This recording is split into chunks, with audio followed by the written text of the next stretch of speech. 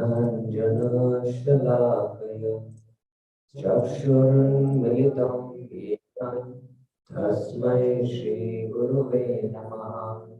श्रीचैतन्यमनोभीष्टं स्थापितं येन भूतले स्वयं रूपा कदा मह्यं ददाति स्वपदान्तिकम्। वन्देऽहं श्रीगुरु श्रीयुतपदकमलं श्रीगुरुं वैष्णवांश श्रीरूपं साग्रजातं सहगणरघुनाथामृतं तं सजीवं साद्वैतं सावधूतं परिजनसहितं कृष्णचैतन्यदेवं श्रीराधा कृष्णपादान् सहगणललिता श्रीविशाखामृतांश। नमो विष्णुपादाय कृष्णप्रेष्ठाय भूतले श्रीमते भक्तिवेदांत स्वामिनिति नामिने। नमस्ते सारस्वते देवे गौरवाणी प्रचारिणी निर्विशेष शून्यवादी पाश्चात्य देशकारिणी।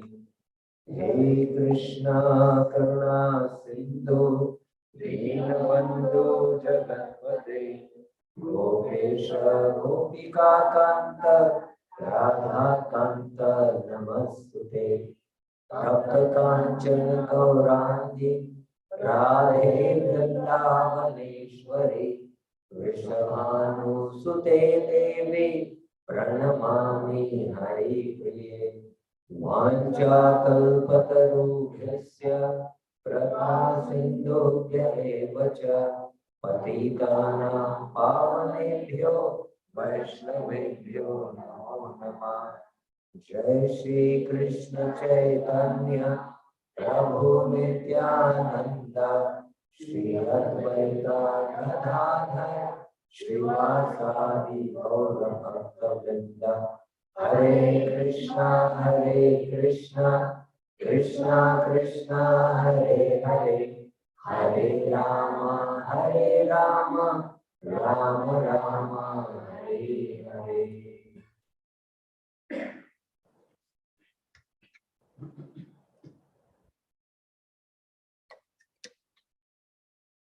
हरे कृष्णा। आप सभी भक्तों का हार्दिक स्वागत है भक्ति शास्त्र के कक्षा में भक्ति शास्त्री। तो कल हमने 14 श्लोक का चर्चा समाप्त किया और 5वां श्लोक हमने आरंभ किया। कल किसी तकनीकी के कारण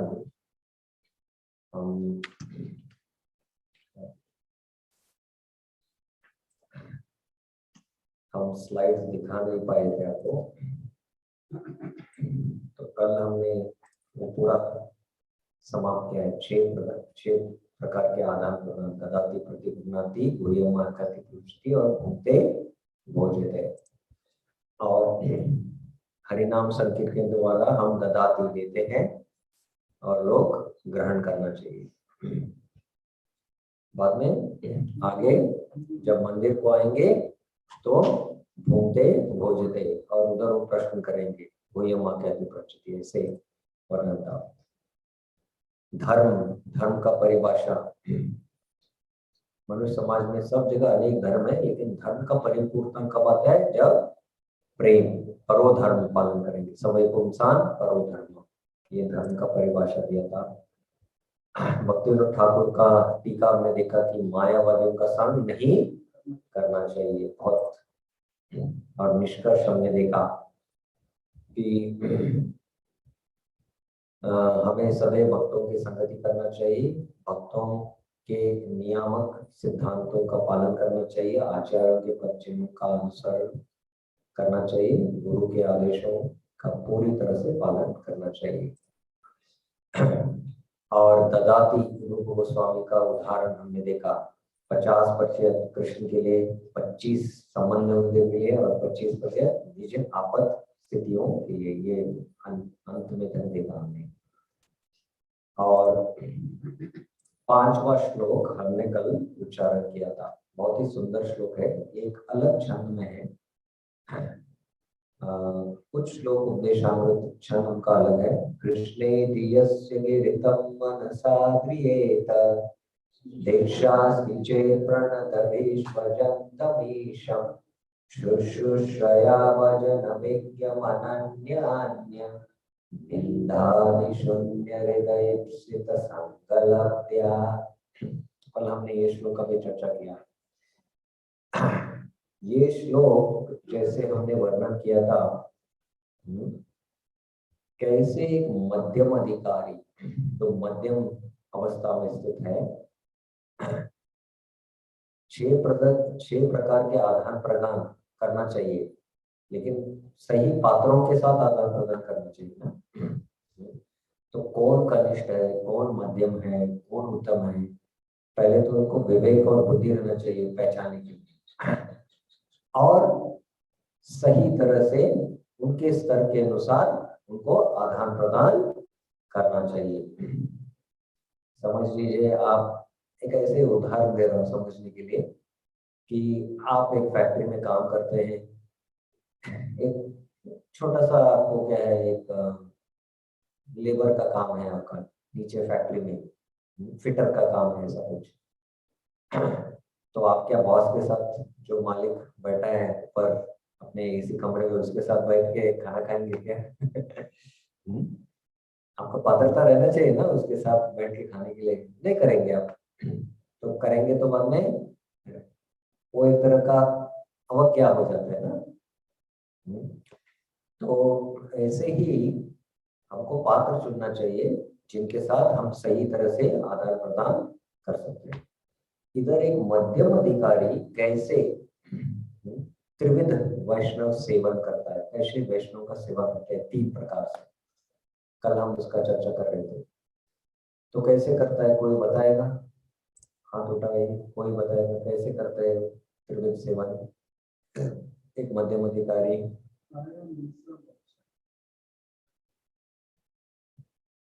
हाँ प्रभु जी, कैसे करते हैं काया मनसा वाचा? आप ये बताइए कि एक मध्यम अधिकारी कनिष्ठ का सेवा करता है कैसे, मध्यम का कैसे सेवा करता है, और उत्तम का इस श्लोक में जो दिया है कैसा करता है? श्लोक में तो दिया है स्पष्ट, कैसे करता है?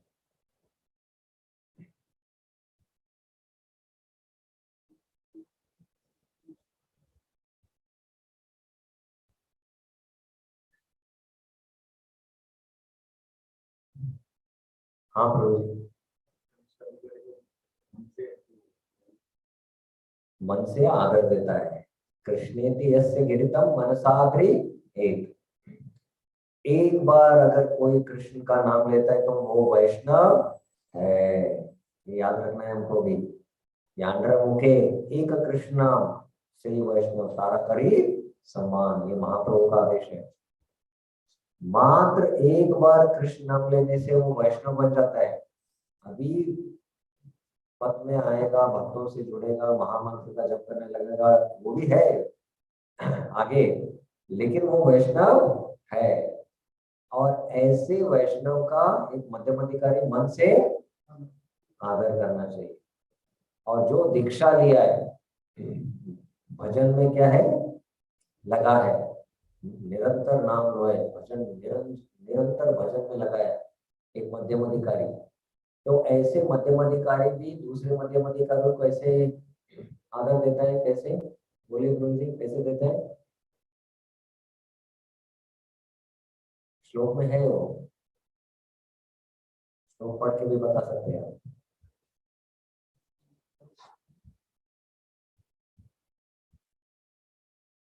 कैसे आदर देता है? प्रणति, प्रणति मतलब प्रणाम करके, दंडवत प्रणाम करके, प्रणति। और जो महाभागवत है, भजन विज्ञ है, जिसका हृदय पूरी तरह से शुद्ध है, निंदादि शुद्ध हृदय, तो ऐसे महाभागवत का मध्यम अधिकारी क्या करते हैं, कैसे क्या करते हैं? हाँ, उससे श्रद्धा पूर्वक शुश्रूषु उसके बहुत नजदीक बैठ के वो श्रवण करता है और संग लगा, ऐसे बहुत आकांक्षी रहते हैं ऐसे उसका संग प्राप्त करने के लिए। तो ऐसे उत्तम अधिकारी का वो सेवा करता है। तो कल मैंने स्लाइड नहीं दिखाया था, अभी आपको स्लाइड दिखा रहा हूँ। तो आशा करते हैं स्लाइड, हाँ आ गया।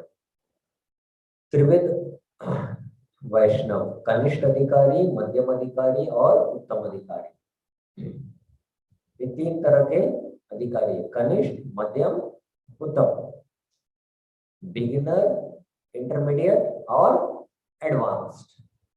बिगिनर कोर्स करके रहते हैं ना, इंटरमीडिएट कोर्स करके रहते हैं, मतलब एडवांस कोर्स। तो ऐसे भी वैष्णव क्या है,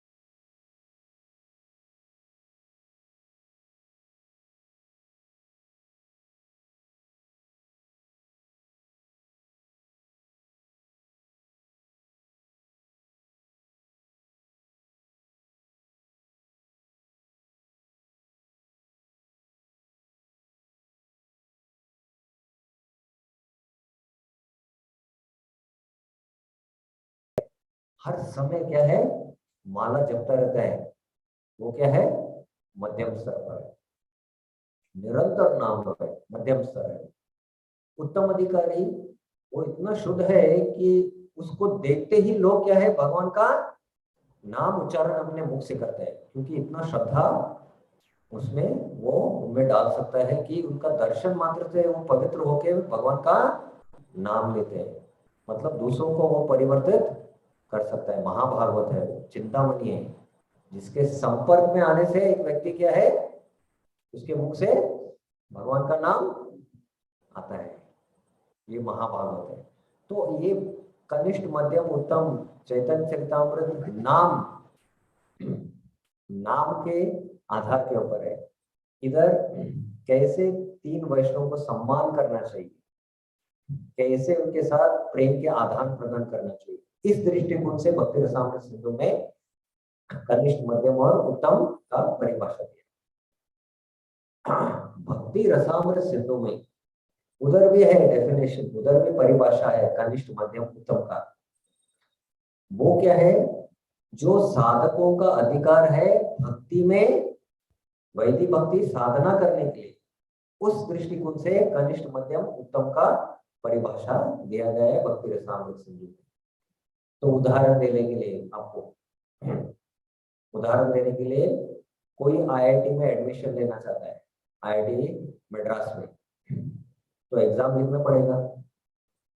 तो उधर ऐसा है कि जिसको 1000 रैंक के अंदर आएगा उसको एडमिशन मिलेगा। तो एक व्यक्ति का रैंक है 6 नंबर रैंक, दूसरा व्यक्ति का रैंक है 600, तीसरा का है 950। तीनों को एडमिशन मिलेगा क्या? नहीं मिलेगा क्या? नहीं मिलेगा ना? मिलेगा ना? मिलेगा ना? क्या है, समझ में आ रहा है कि नहीं? समझ में आ रहा है कि नहीं? आप इधर है क्या? नहीं सब तीनों को मिलेगा ना एडमिशन? तीनों को आईआईटी में मिल गया, लेकिन तीनों के एक ही स्तर पर है। वो 6 नंबर वाला रैंक बहुत बुद्धिमान है ना, जो 600 लड़का उसका भी बुद्धि है, अच्छा है। 950 वाला उसका बुद्धि भी है, लेकिन थोड़ा कम है 6 नंबर के रैंक से, करेक्ट ना? तो जो प्रवेश लिया है आईआईटी में, उनमें भी अलग अलग स्तर हो सकते हैं, है क्या नहीं? जो 6 नंबर वाला रैंक लिया है वो जस्ट प्रोफेसर से लेक्चर सुनता है, समझ में आ जाता है और पढ़ाई नहीं करता है, एग्जाम सीधा लिख देते हैं। दूसरा वाला प्रोफेसर का सुनता है, बाद में पढ़ाई करके हाँ प्रोफेसर ने जो समझाया वो मेरे को समझ में। तीसरा वाला 2-3 बार पढ़ाई करेगा, बाद में समझ में आए। तीनों ने आईआईटी में एडमिशन लिया है, लेकिन उनमें भी स्तर है कनिष्ठ, मध्यम, उत्तम।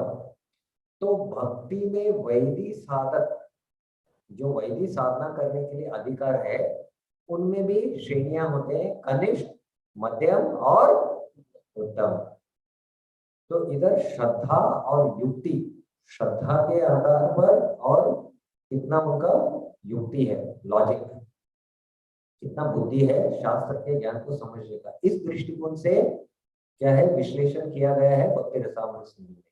तो कनिष्ठ, मध्यम, उत्तम, ये जो शब्द है अलग अलग दृष्टिकोण में अलग अलग इनका उपयोग है। तो कृपया आप क्या हर एक ही है करके मत समझिए, महाप्रभु के अनुसार नाम उच्चारण के आधार पर है।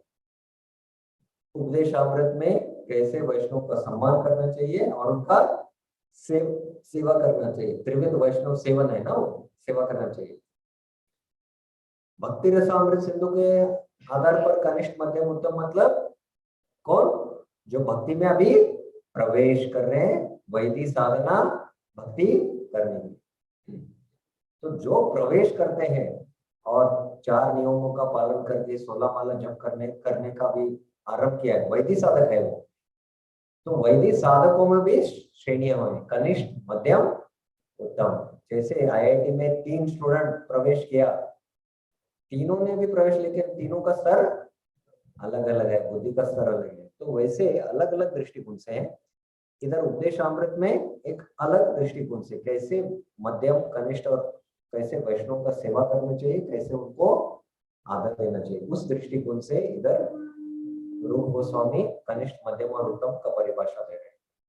तो कनिष्ठ अधिकारी 6 प्रकार के प्रीति के आदान प्रदानों को व्यवहार में लाने के लिए विवेक पूर्वक उचित व्यक्तियों का चुनाव करना चाहिए।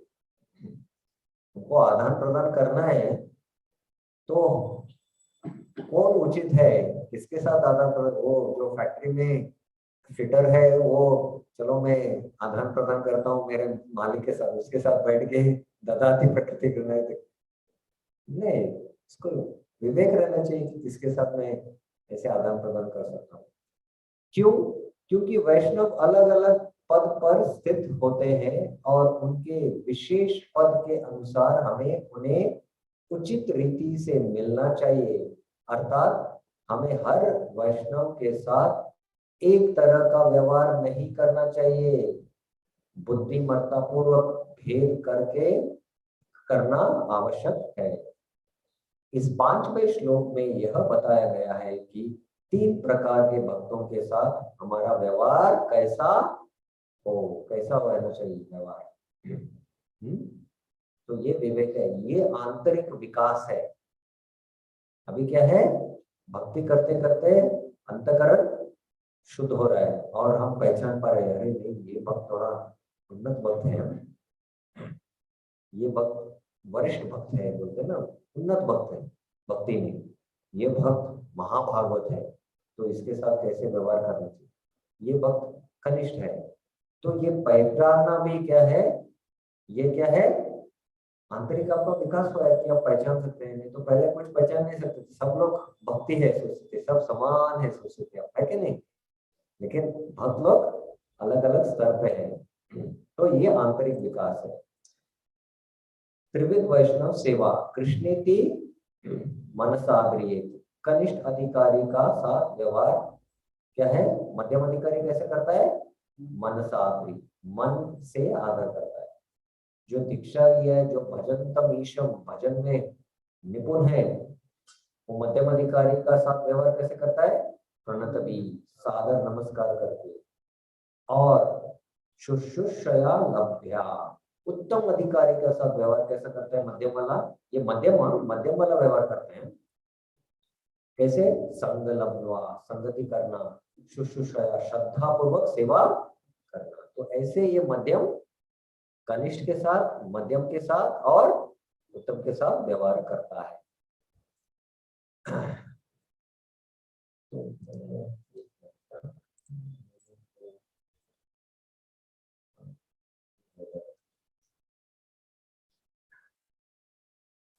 तो शुरुआत में हमने चर्चा किया था उपदेशामृत की सूची में कि क्या है ये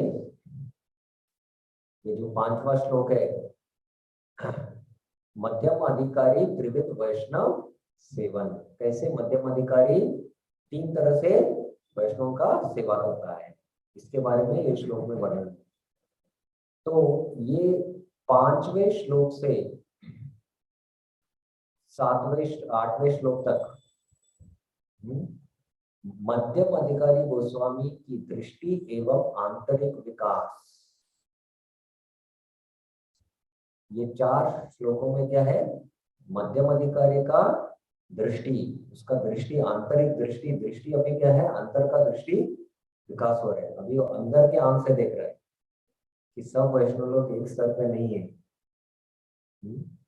तो उसका दृष्टि बदल रहा है। वो क्यों बदल रहा है, क्योंकि भक्तियों का प्रतिकूल और अनुकूल का पालन कर रहे और षड्विध प्रीति लक्षण कर रहे। भाई ये भाई करने भाई भक्ति के व्यवहार करने से धीरे धीरे उसका भक्ति में प्रगति हो गया है, और उस प्रगति के अनुसार अभी उसका अंतःकरण शुद्ध हो गया है, अभी वो पहचान पा रहे हैं, अभी उसका आंतरिक दृष्टि क्या है और उसका आंतरिक विकास कैसे हो रहा है, अंदर का प्रगति कैसे हो रहा है, आंतरिक प्रगति कैसे हो रहा है, इसका चर्चा इन 4 श्लोकों में 5, 6, 7 और 8।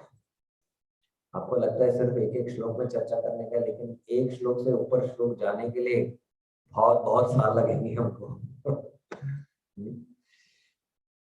तो ये जैसे जैसे अगला श्लोक आएगा, मैं कैसे वो आगे का एक कदम है मैं वो आपको समझाऊंगी, लेकिन 5वां श्लोक ये त्रिविध वैष्णव सेवन कैसे करता है वो वर्णन है। ठीक है, तो आइए अभी तात्पर्य में जाएंगे हम। इससे पहले स्लाइड्स क्या है देखता हूँ। ओके, तो अभी किताब खोलेंगे। पहला तात्पर्य, पहला परिचय। तो एक मिनट, इंग्लिश में हम इनका जो तात्पर्य के विषय के बारे में हम हिंदी में वो स्लाइड बना नहीं पाए क्योंकि हमारा कंप्यूटर काम नहीं कर रहा था।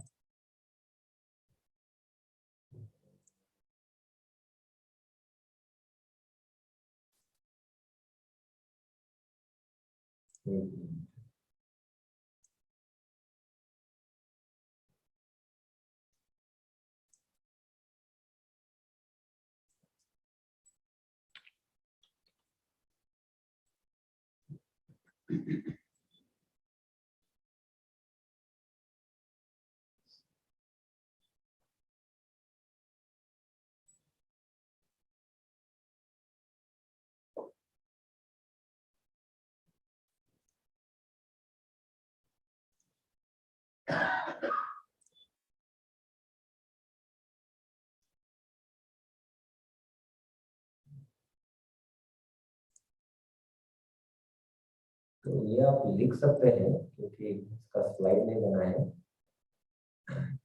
तो मैं आपको बताऊंगा कि आप लिख सकते हैं। अभी तात्पर्य में क्या है करके मैं आपको बताऊंगा, लिख लीजिए। तो पहला से 5 परिच्छेद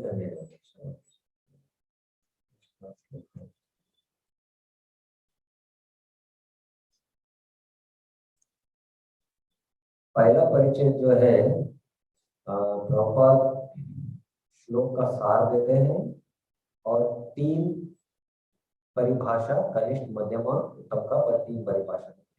ये पहला परिच्छेद है, श्लोक का सार और 3 अधिकारियों का परिभाषा, ये पहला परिच्छेद है। मैं स्लाइड भी दिखाऊंगा आपको, लेकिन इंग्लिश में है, क्षमा कीजिएगा। Verse theme and the 3 definitions, श्लोक का सार और 3 तरह के 3 वचनों का परिभाषा। तो आइए हम अभी तात्पर्य पढ़ेंगे। पहला परिचय, पिछले श्लोक में जिन 6 प्रकार के प्रीति के आदान प्रदानों का उल्लेख हुआ है उन्हें बुद्धिमत्ता पूर्वक व्यवहार में लाने के लिए विवेक पूर्वक उचित व्यक्तियों का चुनाव करना होगा। अतः श्री रूप गोस्वामी परामर्श देते हैं कि हमें वैष्णवों से उनके विशेष पद के अनुसार उचित रीति से मिलना चाहिए। इस श्लोक में वे हमें यह बताते हैं कि 3 प्रकार के भक्त, कनिष्ठ अधिकारी, मध्यम अधिकारी तथा उत्तम अधिकारी के साथ किस तरह से व्यवहार किया जाए। तो इस श्लोक, पूरा श्लोक का सार क्या है, प्रॉपर इधर समझा रहे कि ये पूरा जो श्लोक है इसमें कैसे 3 तरह के वैष्णव रहते हैं और कैसे उचित उनके साथ व्यवहार करना चाहिए। तो अभी प्रॉपर कनिष्ठ, मध्यम और उत्तम का परिभाषा देते हैं। ठीक है, कनिष्ठ का भी हम पढ़ेंगे।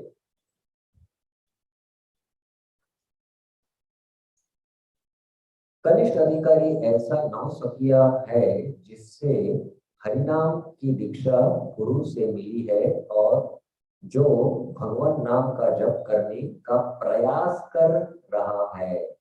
ऐसे व्यक्ति को मन ही मन कनिष्ठ वैष्णव के रूप में सम्मान देना चाहिए।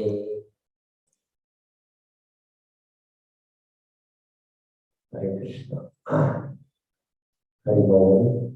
वाले थोड़ा कम बोल रहे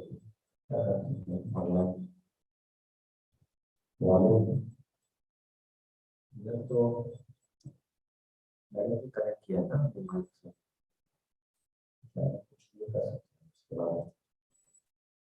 तो ये किसका परिभाषा है, अभी हमने पढ़ा कनिष्ठ। तो कनिष्ठ में 2 चीज है, एक तो नौसखिया है, नया नया है, हरिनाम दीक्षा हुआ है, उसका गुरु से मिला है और भगवान नाम का जप करने का प्रयास कर रहा है वो भी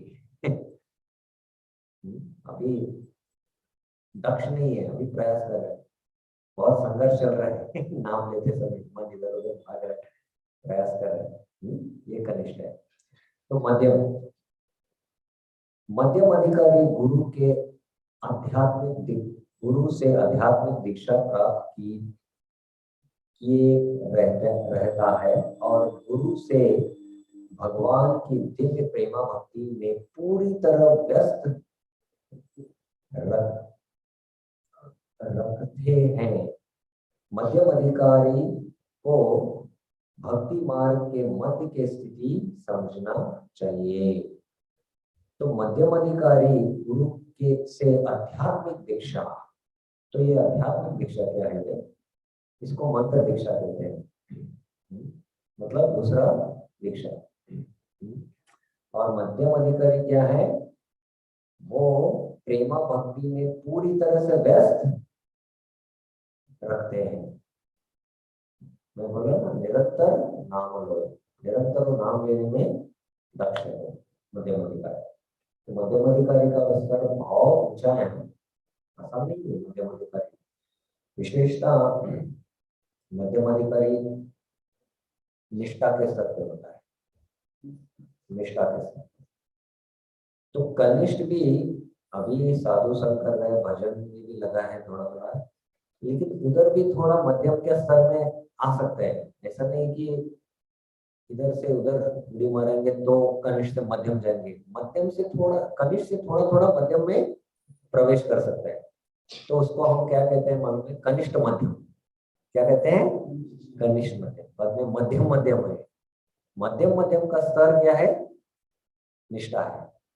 बाद में मध्यम उत्तम करके है, आगे जब रुचि और आसक्ति स्तर में है, अभी तक उत्तम नहीं है लेकिन मध्यम को भी पार कर चुका है, काफी उन्नत भक्त है, तो उसको क्या कहते हैं हम? मध्यम उत्तम। तो ऐसे अलग अलग श्रेणियां भी है उसमें। तो मध्यम विशेषता क्या है?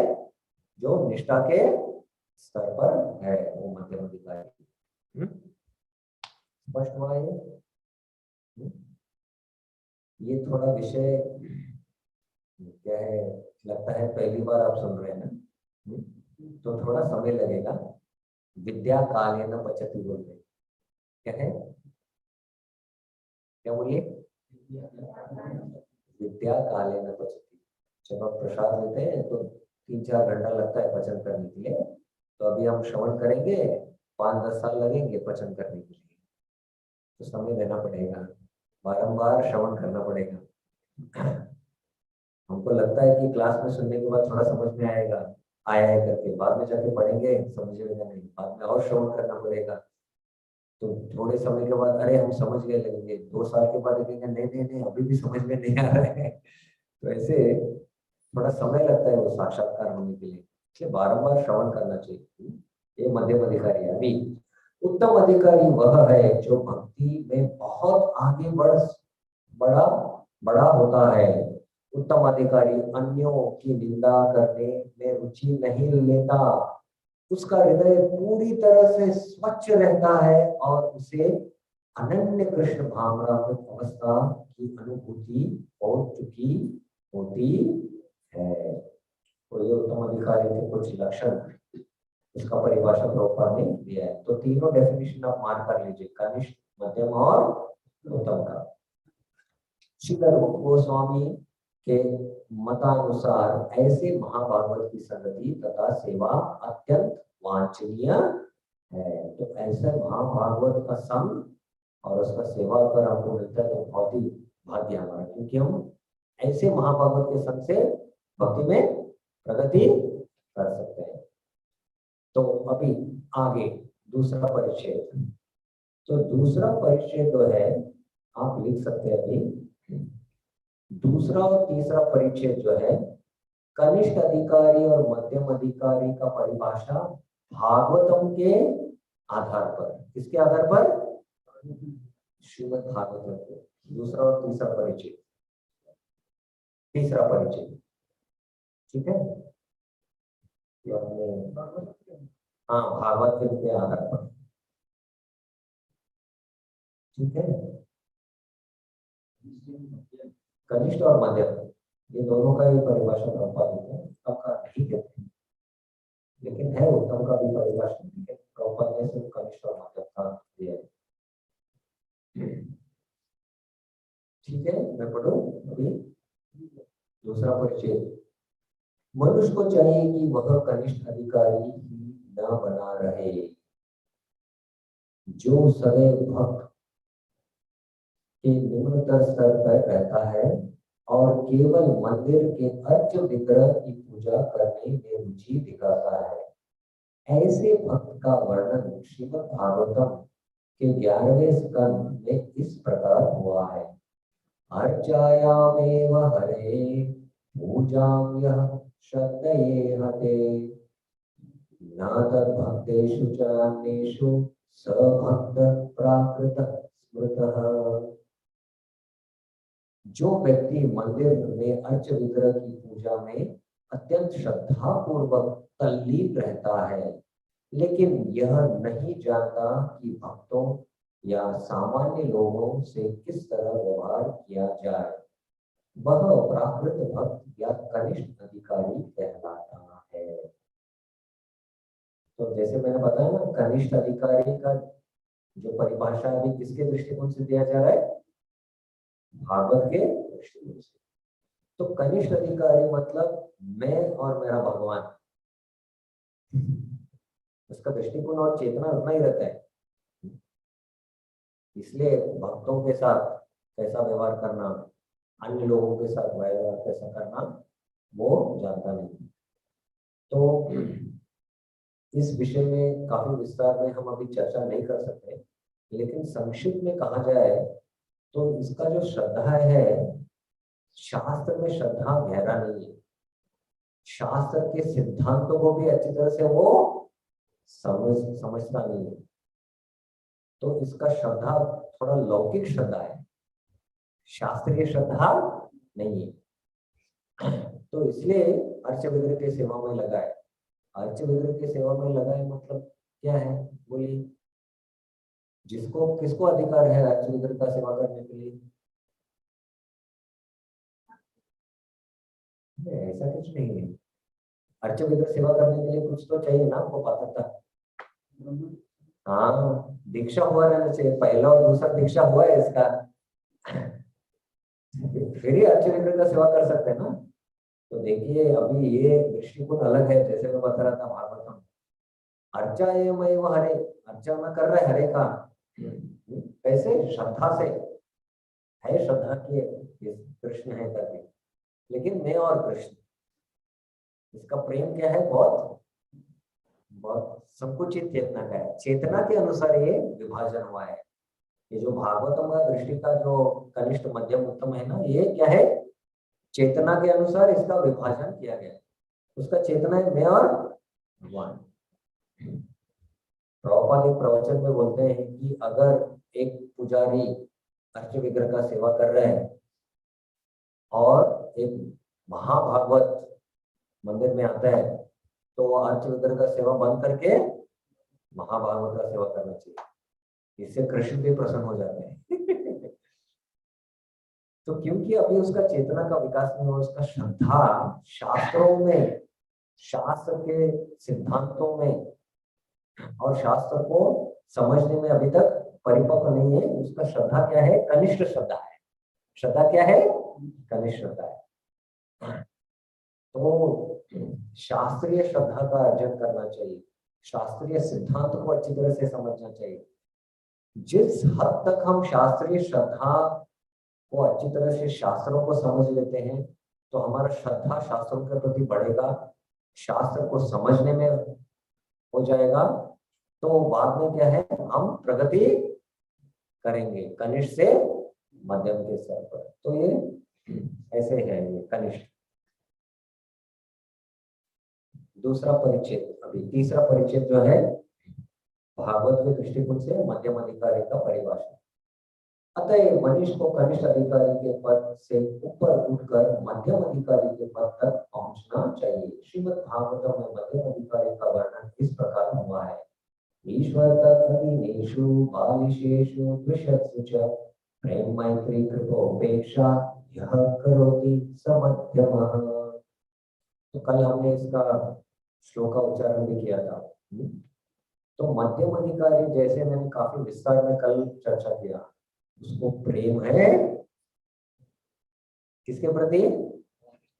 कृष्ण के प्रति। प्रेम उसके हृदय में विकसित हुआ है, और वही प्रेम क्या है, कैसे प्रकट होता है? भगवान के भक्तों के प्रति कैसे? मैत्री के रूप में। जो मासूम है वह प्रेम कैसे प्रकट होता है? हाँ हाँ, कृपा के रूप में। कृपा और दया में अंतर है, इसलिए मैं कृपा करके शब्द से थोड़ा अंतर होता है कृपा और दया में। दया हम हमारे संबंधियों के साथ करते हैं, कृपा मतलब सबको के ऊपर करते हैं, तो इसलिए कृपा में थोड़ा अंतर है और दया में अंतर है। और जो द्वेषी है क्या करता है? उपेक्षा करता है, और वो भी कृपा है, कल हमने चर्चा की। तो ये मध्यम अधिकारी का स्तर है। तो पीपीटी में एक पॉइंट्स है, हमने देखा है। तो ये तो मैंने आपको दिखाया। कनिष्ठ अधिकारी, मध्यम और उत्तम, ये हमने पढ़ लिया परिभाषा पहले परिच्छेद में। नवसुखिया भक्त है, दीक्षित है, अर्च विग्रह का सेवा कर रहा है श्रद्धापूर्वक, ये भी दीक्षित है, गुरु की पूरी तरह से भगवान की सेवा में युक्त है, ये निरंतर नाम लो ऐसे युक्त है। भक्ति मार्ग में मध्यम की स्थिति में चारों वर्ग के प्रति अलग व्यवहार करता है, ये ऐसे व्यवहार नहीं करता है। भक्ति में बहुत आगे बढ़ा है, निंदा से में रुचि नहीं रखता है, हृदय पूरी तरह से शुद्ध है, और अनन्य कृष्ण भावनामृत अवस्था। ये सब तीनों परिभाषाएं पहले परिच्छेद में है। अभी मध्यम अधिकारी का व्यवहार भगवान के साथ प्रेम, वैष्णवों के साथ मैत्री, जो अज्ञानी है करुणा, और द्वेषी उपेक्षा। तो ये मध्यम अधिकारी का परिभाषा है। ठीक है, स्पष्ट हो गया। कनिष्ठ और मध्यम भागवत के अनुसार किसी का टीका टिप्पणी इसके अंदर?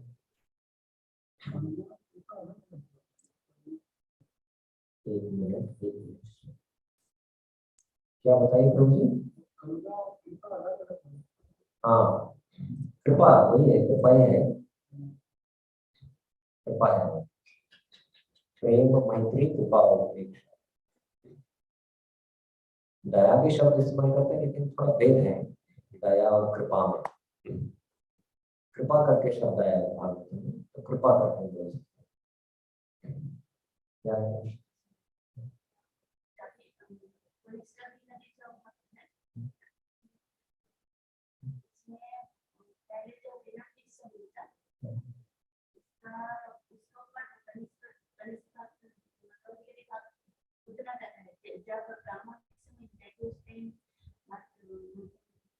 हाँ, अच्छा प्रश्न है एक्चुअली। तो क्या ऐसा है कि जिसने हरिनाम दीक्षा ले लिया, पहला दीक्षा, वो कनिष्ठ अधिकारी के सर पर है, और तुरंत अगर वो ब्राह्मण दीक्षा लेता है, जिसको मंत्र दीक्षा कहते हैं, वो मध्यम अधिकारी स्तर आ जाता है? ऐसा है क्या? क्या लगता है आपको? ऐसा है क्या? ऐसा नहीं है, ऐसा नहीं है, ऐसा नहीं है। ये चेतना के अनुसार है, कितना उसका चेतना विकसित है आध्यात्मिक मार्ग में। जिसने ब्राह्मण दीक्षा भी लिया है, लेकिन भक्तों के साथ, अन्य लोगों के साथ व्यवहार अभी तक अच्छी तरह से नहीं कर रहे, मतलब अभी भी कनिष्ठ के सर पे है। ऐसा नहीं कि आप ब्राह्मण इनिशिएशन लेने के बाद अपने आप क्या है मध्यम अधिकारी बन जाएंगे, नहीं। ये भक्ति में प्रगति के अनुसार है। इसलिए मैं आपको वर्णन कर रहा था कि ये जो विश्लेषण है, कनिष्ठ, मध्यम, उत्तम, ये बहुत विशाल है। देखिए, बाहर कोई एक व्यक्ति है, वो हरे कृष्ण बोलता है आपको, तो शास्त्र के अनुसार वो अभी कनिष्ठ है। एक बार हरि नाम लिया, एक बार लिया तो भी वो वैष्णव है और कनिष्ठ है, और उसका हमको सम्मान करना चाहिए। वो कनिष्ठ के स्तर पर है, लेकिन उसका स्तर क्या है अभी तक? अभी तक भक्ति में लगाने 4 नियमों का पालन नहीं कर रहे अभी तक वो, तो फिर भी कनिष्ठ के स्तर है। तो कनिष्ठ का स्तर क्या है, कनिष्ठ कहाँ से आरंभ होता है? जो एक बार कृष्ण का नाम लेता है और दूसरा इनिशिएशन भी अगर लिया है लेकिन भक्तों के साथ व्यवहार में अच्छा नहीं है, तो अलग अलग दृष्टिकोण से है ये। तो हमको क्या है, जब हम भागवत के दृष्टिकोण से पढ़ रहे हैं अभी, तो भागवत के दृष्टिकोण से देखना है। और अगर हम भक्ति रसामृत सिंधु के दृष्टिकोण से देख रहे हैं तो उस दृष्टिकोण से देखना है, हम दोनों को मिक्स नहीं कर सकते। तो एक उदाहरण देने के लिए, अभी दूसरी कक्षा में कोई गणित पढ़ रहा है, मैथमेटिक्स। कौन सा कक्षा में है वो? सेकंड में। एक 10वीं में भी मैथ पढ़ रहे हैं, उसको ट्रिग्नोमेट्री आता है, कैलकुलस आता है। और तीसरा क्या है, 12वीं कक्षा में मैथमेटिक्स पढ़ रहे हैं, है कि नहीं? तो तीनों भी क्या है, मैथ्स पढ़ रहे हैं, तीनों मैथ्स के स्टूडेंट है, लेकिन कनिष्ठ कौन है इधर? तो दूसरी कक्षा में पढ़ रहा है। मध्यम कौन है? 10th में। और उत्तम कौन है? अभी मैं दूसरा उदाहरण दूंगा। एक इंजीनियरिंग में भी मैथमेटिक्स पढ़ रहा है, इंजीनियरिंग में भी 2 साल मैथमेटिक्स होता है। और दूसरा क्या है, पोस्ट ग्रेजुएट, पोस्ट ग्रेजुएशन कर रहा है। इंजीनियरिंग ग्रेजुएशन है, उसके बाद पोस्ट ग्रेजुएशन है ना, तो पोस्ट ग्रेजुएशन में भी वो मैथमेटिक्स पढ़ रहा है। तीसरा एक पीएचडी कर रहा है मैथमेटिक्स में। तो इन 3 लोगों में कनिष्ठ कौन है? इंजीनियरिंग वाला। तो देखिए, कनिष्ठ, मध्यम और उत्तम का परिभाषा बदलते रहता है, किस दृष्टिकोण से आप देख रहे हैं। तो अभी भागवतम के दृष्टिकोण से ऐसा है, तो जब हम भागवतम के दृष्टिकोण से देख रहे हैं तो वो दृष्टिकोण से देखना है, ठीक है? तो दोनों को क्या करना है, मिक्स नहीं करना है, खिचड़ी नहीं बनाना है हमको। अलग अलग दृष्टिकोण, ये दृष्टिकोण ऐसे अलग अलग, इसको जानकर क्या हमारा भक्ति का ज्ञान बढ़ता है अच्छी तरह से। पहले पहले आपको थोड़ा कष्ट होगा, लेकिन जैसे जैसे हम पढ़ के इसको समझ लेंगे तभी स्पष्ट हो जाएगा, ठीक है? हाँ बोलिए।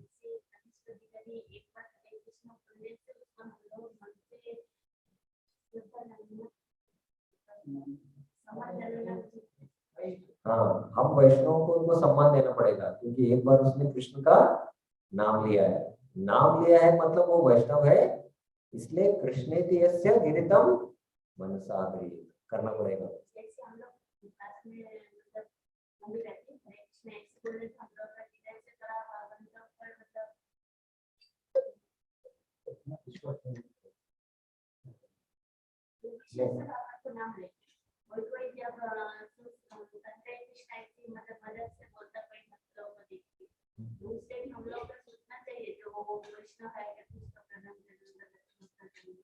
अगर मजाक से भी हरे कृष्ण आपका मजाक उड़ाने के लिए भी करते हैं ना, तो वो भी अच्छा है।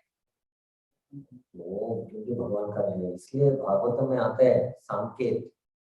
सांकेत मतलब अजब अजामिल ने उसके पुत्र को बुलाया, भगवान को नहीं बुलाया, तो सांकेत। परिहास्य, हंसी में, ए देखो हरे कृष्ण बने जा रहे हैं। बोल दिया ना हरे कृष्ण, तो उसको लाभ मिलेगा। वो हेलना या स्तोम, गुस्से में, गाली में ऐसे करते हैं ना हरे कृष्ण, तो उसका भी लाभ होता है उनको। तो जो भी हो, अगर भगवान का नाम वो ले रहे हैं तो वैष्णव है, उसको सम्मान हमको करना चाहिए। स्पष्ट हो गया? तो हम चर्चा कर रहे थे अभी, ये अलग अलग दृष्टिकोण से कनिष्ठ, मध्यम, उत्तर। देखिए अभी भागवत की दृष्टि से कनिष्ठ अधिकारी मतलब क्या है, वो एक अलग स्तर ही है, देख रहे हैं ना? क्योंकि भगवान का अर्चा विग्रह की सेवा करें, लेकिन उसका चेतना विकसित नहीं हुआ है, तो एक अलग स्तर ही है ये। तो मध्यम अधिकारी क्या है, प्रेम है उसको कृष्ण के प्रति। तो ऐसे मध्यम अधिकारी का परिभाषा दिया है। अभी ये 1 2 3 परिच्छेद हो गए। जो चौथा परिच्छेद है, एक मिनट देखता हूँ क्या है ये।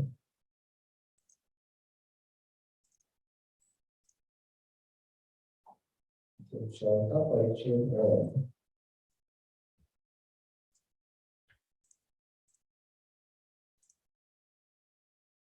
हाँ, 14 परिच्छेद से 9वां परिच्छेद तक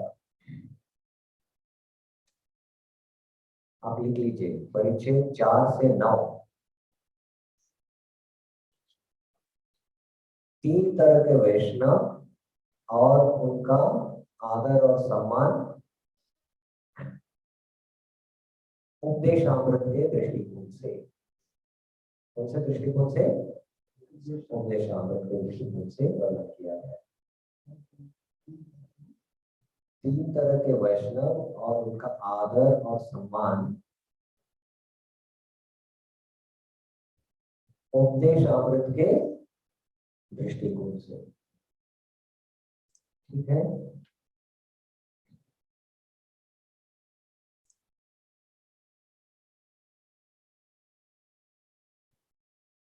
तो हम पढ़ेंगे अभी परिच्छेद 14।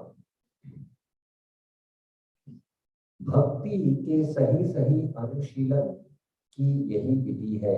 अतः इस श्लोक में श्री रूप गोस्वामी ने हमें उपदेश दिया है कि विभिन्न भक्तों के प्रति किस तरह व्यवहार किया जाए। हम अपने व्यवहारिक अनुभव से देख सकते हैं कि वैष्णव कई प्रकार के होते हैं। प्राकृत सहजिया सामान्यतया हरे कृष्ण महामंत्र का जप करते हैं। ये प्राकृत सहजिया आप जानते हैं कौन है? हाँ, एक एक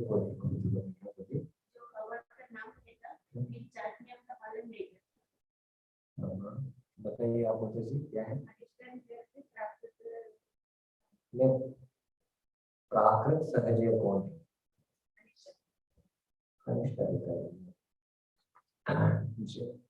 ये 18वीं शताब्दी में महाप्रभु की जो शुद्ध शिक्षाएं जो थे ना, जो गुरु शिष्य परंपरा में आ रहे थे, एक समय आ गया अंधकार छा गया था। तभी बहुत सारे गलत सिद्धांत शुद्ध भक्ति के नाम पे प्रचार हो रहे थे, गलत सिद्धांत, और अनेक अपसंप्रदाय। कौन से संप्रदाय? अपसंप्रदाय प्रकट हो गए। ऐसे 13 संप्रदाय थे भक्ति विनोद ठाकुर के समय। उसमें से एक संप्रदाय है ये सहजीय।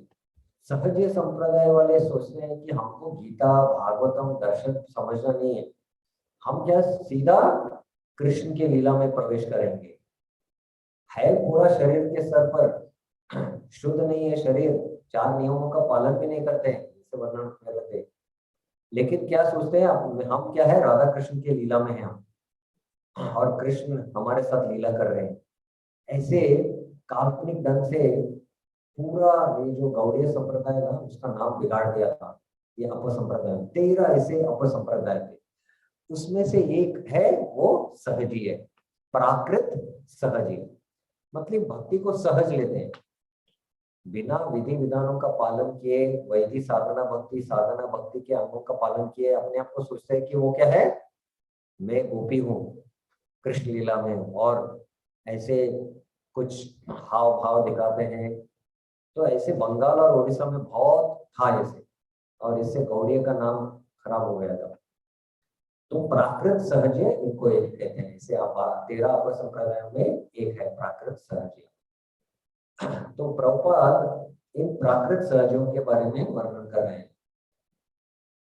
प्राकृत सहजिया सामान्यतः हरे कृष्ण महामंत्र का जप करते हैं, फिर भी वे स्त्री, धन तथा नशे के प्रति आसक्त रहते हैं। भले ही ऐसे लोग भगवान के पवित्र नामों का जप करते हो, लेकिन फिर भी वे ठीक से शुद्ध नहीं हो पाते। ऐसे लोगों का मन से आदर करना चाहिए, किंतु उनकी संगति से बचना चाहिए। जो अबोध है किंतु सहज ही बुरी संगति में पड़ गए हैं, उन पर तभी दया दिखानी चाहिए जब वे शुद्ध भक्तों के से उचित उपदेश ग्रहण करना चाहते हो। किंतु जो नवदीक्षित भक्त प्रामाणिक गुरु से वास्तव में दीक्षा हो चुकी है और उनके गुरु के आदेशों का गंभीरता से पालन करने में लगे हैं, उनको आदर पूर्वक नमस्कार करना चाहिए। तो इधर आप थोड़ा सा ये नोट कर लीजिए आपकी किताब में, ये प्राकृत सहजीय जो है ना, ये भी क्या है, हरे कृष्ण बोलते रहते हैं, लेकिन क्या है, अभी तक 4 नियमों का पालन नहीं कर रहे हैं, स्त्रियों के साथ आसक्त है, नशापान करते हैं, ये सब आदतें हैं, फिर भी भगवान का नाम ले रहे हैं। तो अभी मध्यम अधिकारी का कर्तव्य क्या है ऐसे प्राकृत सहजियों के प्रति? कौन बताएंगे? आप बताइए, मध्यम अधिकारी का कर्तव्य क्या है ऐसे प्राकृत सहजियों के प्रति? कौन बताएंगे? हाँ प्रभु जी। हाँ, और उनका सब, हाँ ठीक, हम दूर से उनको मन से आदर करना, लेकिन उनका संग नहीं करना चाहिए, क्योंकि अभी वो शुद्ध नहीं है, पूरा दूषण है उनको। क्या दर्शन का दूषण, दूषण है उनके मन में, प्रदूषण है, क्योंकि सिद्धांत टीचर से नहीं जानते हैं प्राकृत सहज। क्या बोल रहे थे प्रभु जी आप? बलवान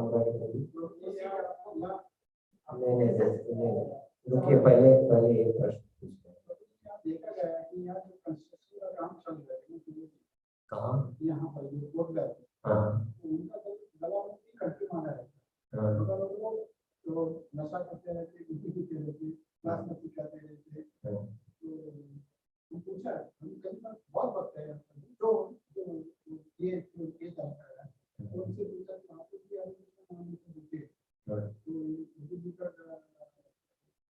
अभी तो मां पर भी इसका भी एक काम भी देखा है, मां पर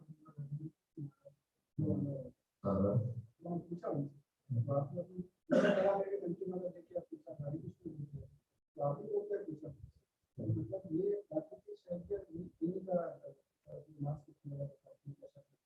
हाँ, फिर भी हमारे को एक सकारात्मक दृष्टि से देखना है।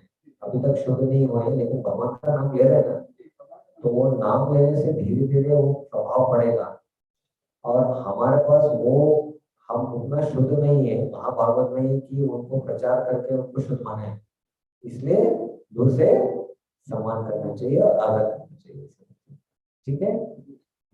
लेकिन वो भी भक्त है, वो भी वैष्णव है, याद रखना है, हालांकि अभी तक वो आदतें नहीं छूटी, लेकिन अभी भी भगवान का नाम ले रहे हैं ना, तो इसलिए प्रभुपाद देखिए बहुत हर एक चीज का स्पष्टीकरण कर रहे थे।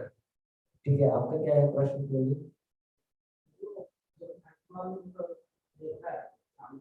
खटमल,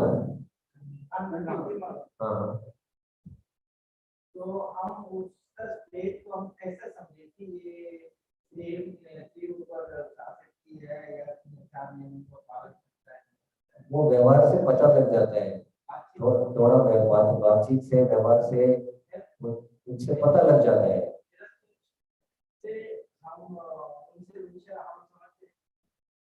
ऐसा नहीं समझना चाहिए हमको, कभी भी हम ऊंचा करके कभी नहीं समझना चाहिए। भक्त का ये लक्षण नहीं है कि अपने आप को ऊंचा समझता है और ये नीचे करके समझते हैं, वो इससे सोचेंगे तो अपराध है। एक पहले समझना चाहिए कि सब वैष्णव है, सब आत्मा है, अलग अलग शरीर में है, अभी अलग अलग चेतनाओं के स्तर है उनके, तो चेतनाओं के स्तर के अनुसार हमको उनके साथ व्यवहार करना चाहिए, ठीक है। तो ये स्पष्ट हो गया अभी पहले, एक प्राकृत वैष्णव के साथ, सहजीव के साथ कैसे व्यवहार करना चाहिए। मन से आदर करना चाहिए, लेकिन उनका संगति नहीं करना। जो अबोध है किंतु सहज ही पूरी संगति में पड़ गया है, उन पर तभी दया दिखानी चाहिए जब वे शुद्ध भक्तों से उचित उपदेश ग्रहण करना चाहते हैं। तो उसमें भी कुछ लोग मासूम रहते हैं। तो ऐसे लोग क्या है, अगर भक्तों के संग में आते तो उनको संग में लेके उनको उपदेश देना चाहिए। किंतु जो नव दीक्षित भक्त प्रामाणिक गुरु से वास्तविक में दीक्षा हो चुका है और अपने गुरु के आदेशों को गंभीरता से पालन करने में लगे हैं, उनको आदर पूर्वक नमस्कार करना चाहिए। तो देखिए, आप थोड़ा सा ध्यान से ये 3 जो वाक्य थे प्रभुपाद के पढ़ लीजिए।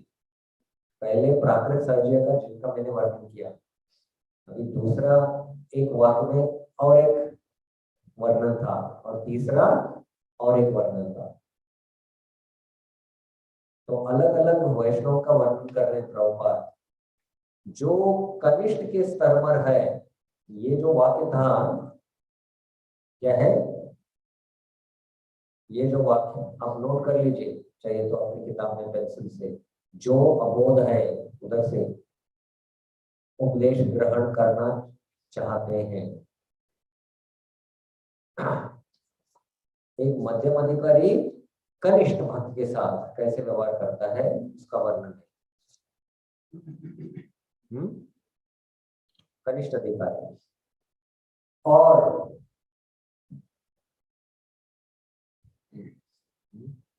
ये थोड़ा कनिष्ठ के भी नीचे ही है, थोड़ा कनिष्ठ से थोड़ा नीचे ही है इसका स्तर। और ये जो वाक्य है अंतिम वाक्य, देखिए इसमें प्रभुपाद क्या बोल रहे हैं, गंभीरता से पालन कर रहा है, वास्तविक में दीक्षित है, वास्तविक में दीक्षित है, और गुरु के आदेशों का गंभीरता से पालन करता है। उसका क्या है, आदर पूर्वक नमस्कार करना चाहिए। तो ये थोड़ा और प्रगत है, ये थोड़ा और प्रगत है। तो ऐसे और प्रगत भक्त को क्या करना चाहिए, हमको नमस्कार करना चाहिए। देखिए 3 अलग व्यक्तियों का वर्णन किया था, सब कनिष्ठ के स्तर पर है, लेकिन अलग अलग कनिष्ठ में भी अलग अलग स्तर के ऊपर है। एक तो प्राकृत सहज हो गए, वो भी भगवान का नाम ले रहे हैं, मन में आदर करना है, संग नहीं करना है। एक थोड़ा सा अभी भी क्या है, अबोध है, बोध नहीं है, बुद्धि नहीं है ज्यादा, और वो क्या है, अभी भक्तों के संग में है और उपदेश ग्रहण कर रहे हैं, तो उनको भी आदर करना चाहिए।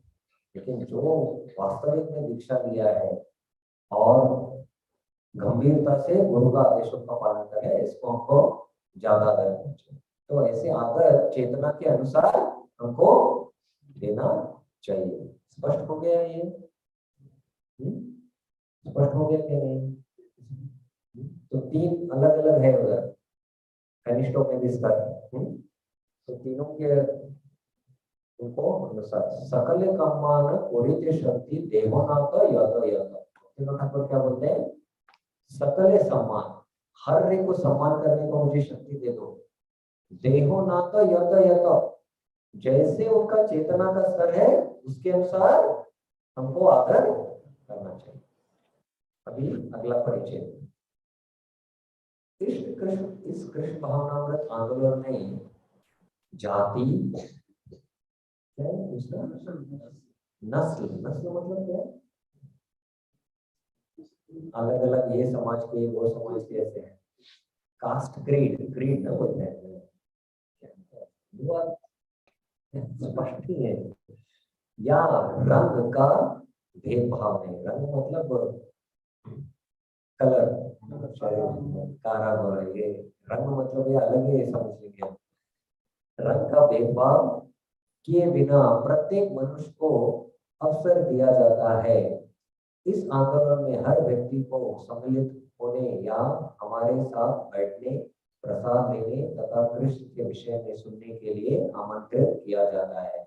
जब हम देखते हैं कि कोई व्यक्ति सचमुच ही कृष्ण भावनामृत में रुचि रखता है और दीक्षित होना चाहता है, तो उसे हम भगवान के पवित्र नाम का कीर्तन करने के लिए शिष्य रूप में ग्रहण करते हैं। यदि कोई नया भक्त वास्तव में दीक्षित होता है और अपने गुरु के आदेश से भक्तिमय सेवा में लगा होता है, तो उसे तुरंत ही प्रामाणिक वैष्णव के रूप में स्वीकार करके नमस्कार करना चाहिए। ऐसे अनेक वैष्णवों में से कोई एक ऐसा होगा जो भगवान की सेवा में गंभीरता से संलग्न रहकर समस्त विधि विधानों का पालन करता है। जप माला का नियमित संख्या में जप करता है तथा सदैव कृष्ण भावनामृत आंदोलन का विस्तार करने के विषय में विचार करता रहता है। ऐसे वैष्णव को उत्तम अधिकारी के रूप में स्वीकार करना चाहिए और उसकी संगति करनी चाहिए। तो इस श्लोक में 3 तरह के वैष्णवों का वर्णन हुआ है।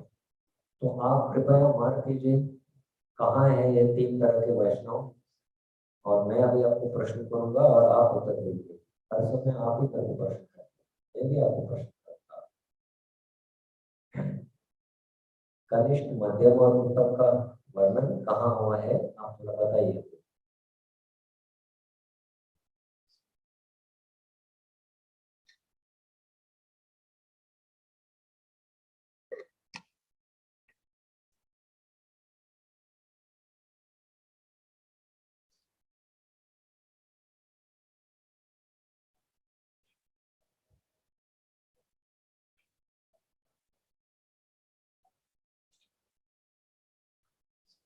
मोबाइल साइलेंट में रखिए।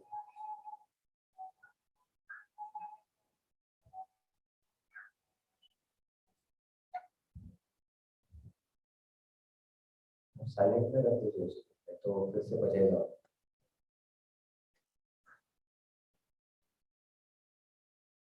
ठीक है, कनिष्ठ का परिभाषा कौन पढ़ के बताएंगे?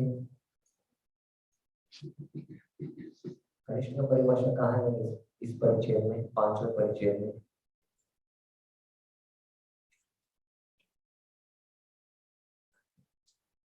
कौन बताएंगे कनिष्ठ का परिभाषा कहाँ है?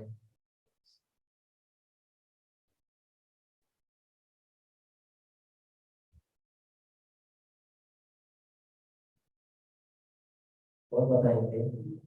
हाँ प्रभु जी बताइए।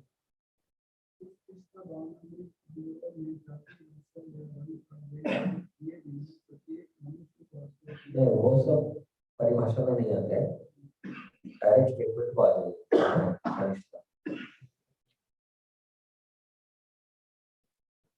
नहीं, पहला पढ़िए।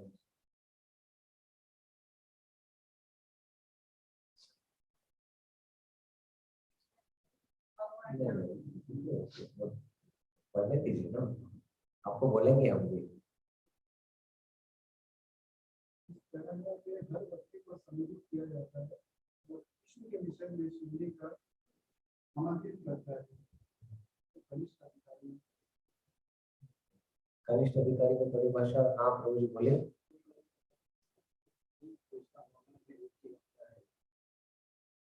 कहाँ से आरंभ होता है बताइए।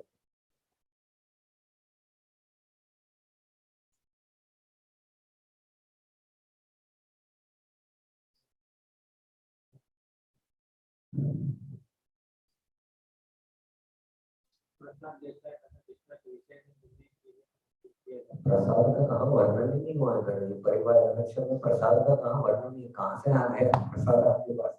प्रभु जी आप बोलिए, आप बताना चाहते थे प्रभु जी, बोलिए।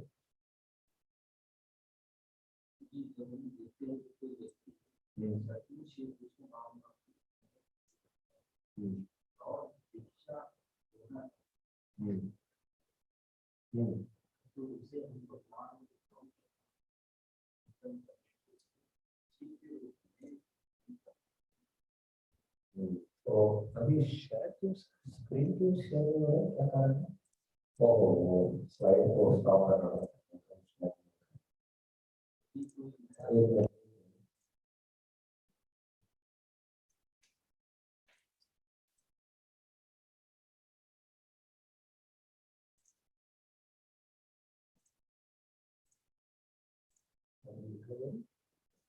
क्या हुआ, क्यों दिखाई नहीं दे रहा स्क्रीन, क्या कारण है? थोड़ा सबके आंखों जो है क्या?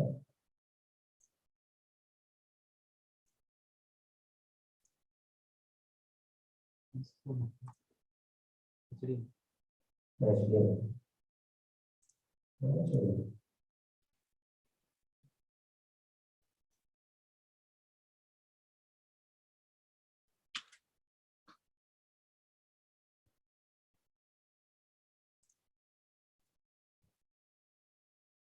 दिखाना चाह रहा हूँ।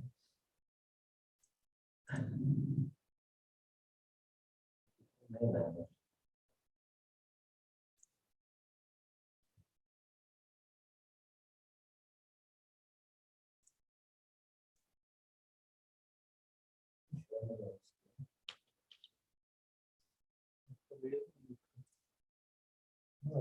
सिर्फ डेस्कटॉप दिखाई दे रहा है पहले से। और कितना दे रहा है? स्क्रीन शेयर नहीं हो रहा। नहीं, स्क्रीन तो शेयर कर रहा हूँ।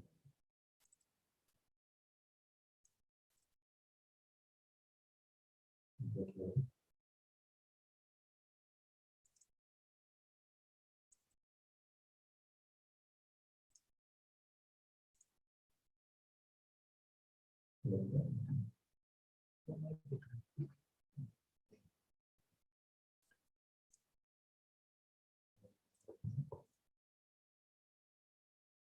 ओके, अभी देखिए,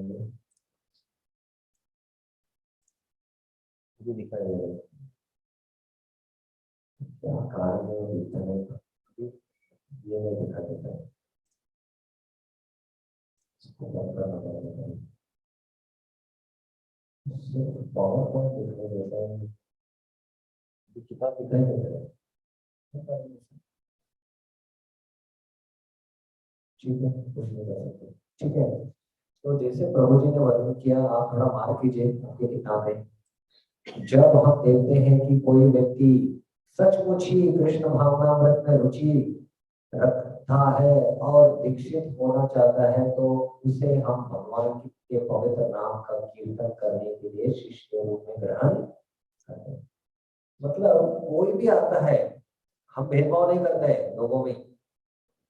कोई जात भेद रंग का भेदभाव नहीं करते। बहुत सारे लोग आते हैं, आके प्रवचन सुनते हैं, प्रसाद लेके चले जाते हैं, लेकिन कुछ उसमें क्या है, थोड़ा रुचि दिखाते हैं और बैठ के प्रश्न करते हैं। और अभी तो जी मैं जब करना चाहता हूँ, ऐसे जो गंभीर व्यक्ति हैं इनमें से, उनको क्या है, शिष्य के रूप में स्वीकार किया जाता है, प्रभुपाद बोल रहे हैं। और अभी वो क्या है, कनिष्ठ के स्तर में है। समझ में आ रहा है बात? अभी स्पष्ट हो गया? अभी आगे, अभी उसमें से यदि कोई नया भक्त वास्तव में दीक्षित होता है, देखिए प्रभुपाद वास्तव में दीक्षित होते हैं। तो दीक्षा में जैसे वर्णन कर रहा था ना, दीक्षा मतलब सिर्फ वो दीक्षा नहीं जो हम हरिनाम दीक्षा या ब्राह्मण दीक्षा लेते हैं। दीक्षा का अर्थ है दिव्य ज्ञान भी। आगे आएगा अभी परिभाषा में, दिव्य ज्ञान, वो दीक्षा का परिभाषा है।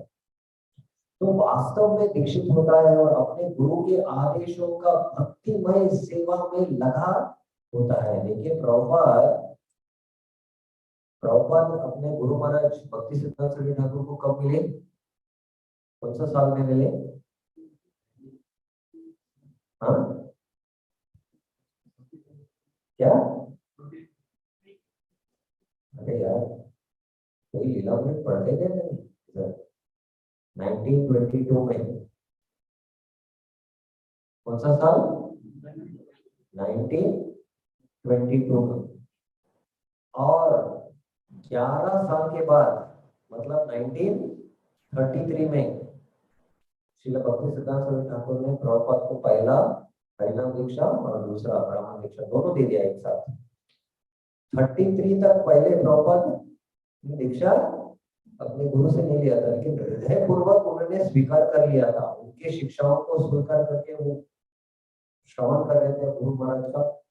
और प्रभुपाद मतलब भक्ति सिद्धांत सरस्वती ठाकुर के 2 शाखाओं को खोलने में प्रभुपाद ने सहयोग दिया।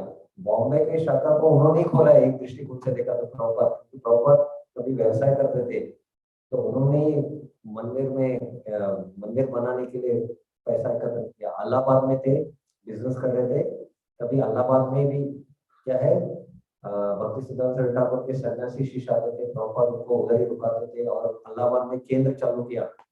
तो दीक्षा लेने से पहले क्या है प्रभुपाद ने उनके गुरु महाराज के लिए 2 केंद्र खोला, एक बॉम्बे में और इलाहाबाद में।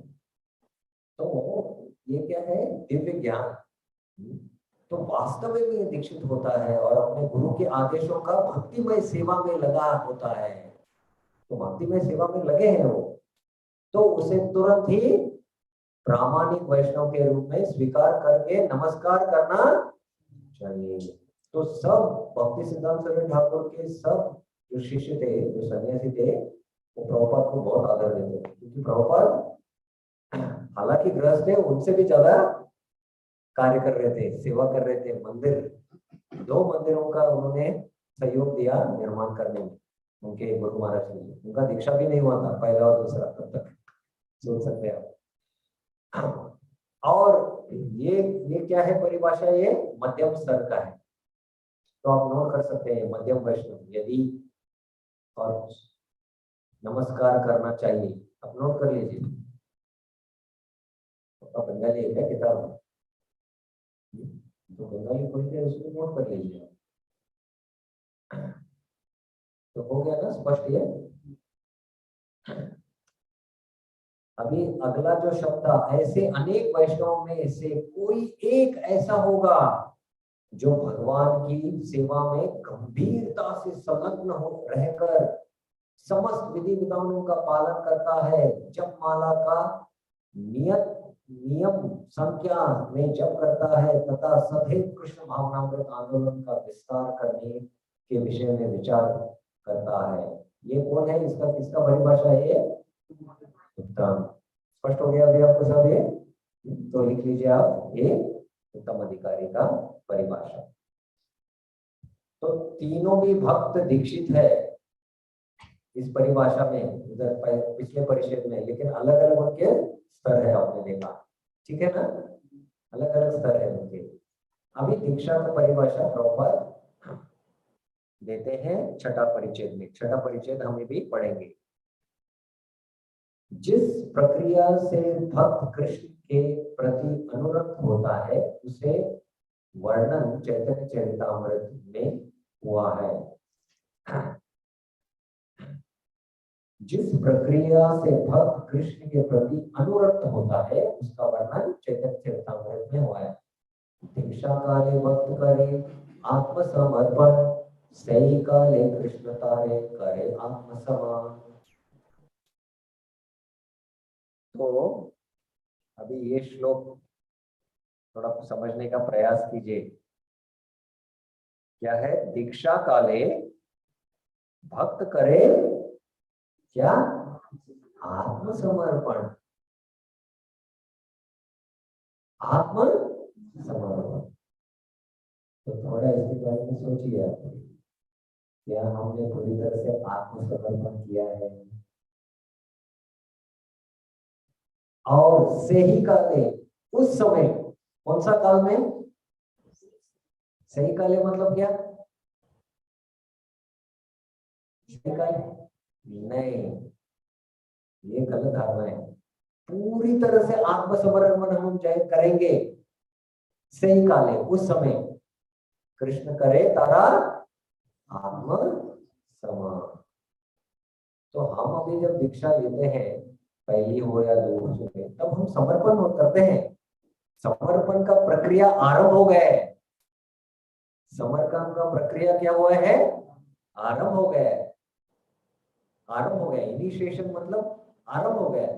लेकिन पूरी तरह से आत्मसमर्पण करेंगे 100% सही काले, उस समय क्या कृष्ण तारे करे आत्मसमर्पण। तो ये समझना है कुछ लोग अच्छी तरह से। तो पूरी तरह से क्या है, अपने हृदय कृष्ण को दिए। सर्वधर्मान परित्यज्य मामेकम शरणं व्रज अहम त्वां सर्वपापेभ्यो मोक्षयिष्यामि मा शुचः। तो इसके उदाहरण है गोपियां, पूरी तरह से समर्पित है कृष्ण के प्रति। तो सही काले मतलब पूरी तरह से हमारा समर्पण 100% है। अभी हम समर्पण के प्रक्रिया में है। तो देखिए दीक्षा का अलग अलग दृष्टिकोण से इसको समझना है श्लोक है। अभी आगे दीक्षा की व्याख्या श्रील जिन गोस्वामी द्वारा भक्ति संदर्भ में की गई है। तो ये आप पढ़िए अभी श्लोक। दिव्यं ज्ञानं यदो दद्यात् कुर्यात् पापस्य संकषयम् तस्मात् दीक्षेति सा प्रोक्ता दैशिकेस्तत्त्वं कोविदे। तो दीक्षा का परिभाषा हमारे सिद्धांत आचार्य जी गोस्वामी ने दिया है। दिव्यम ज्ञानम यदो दद्यात्।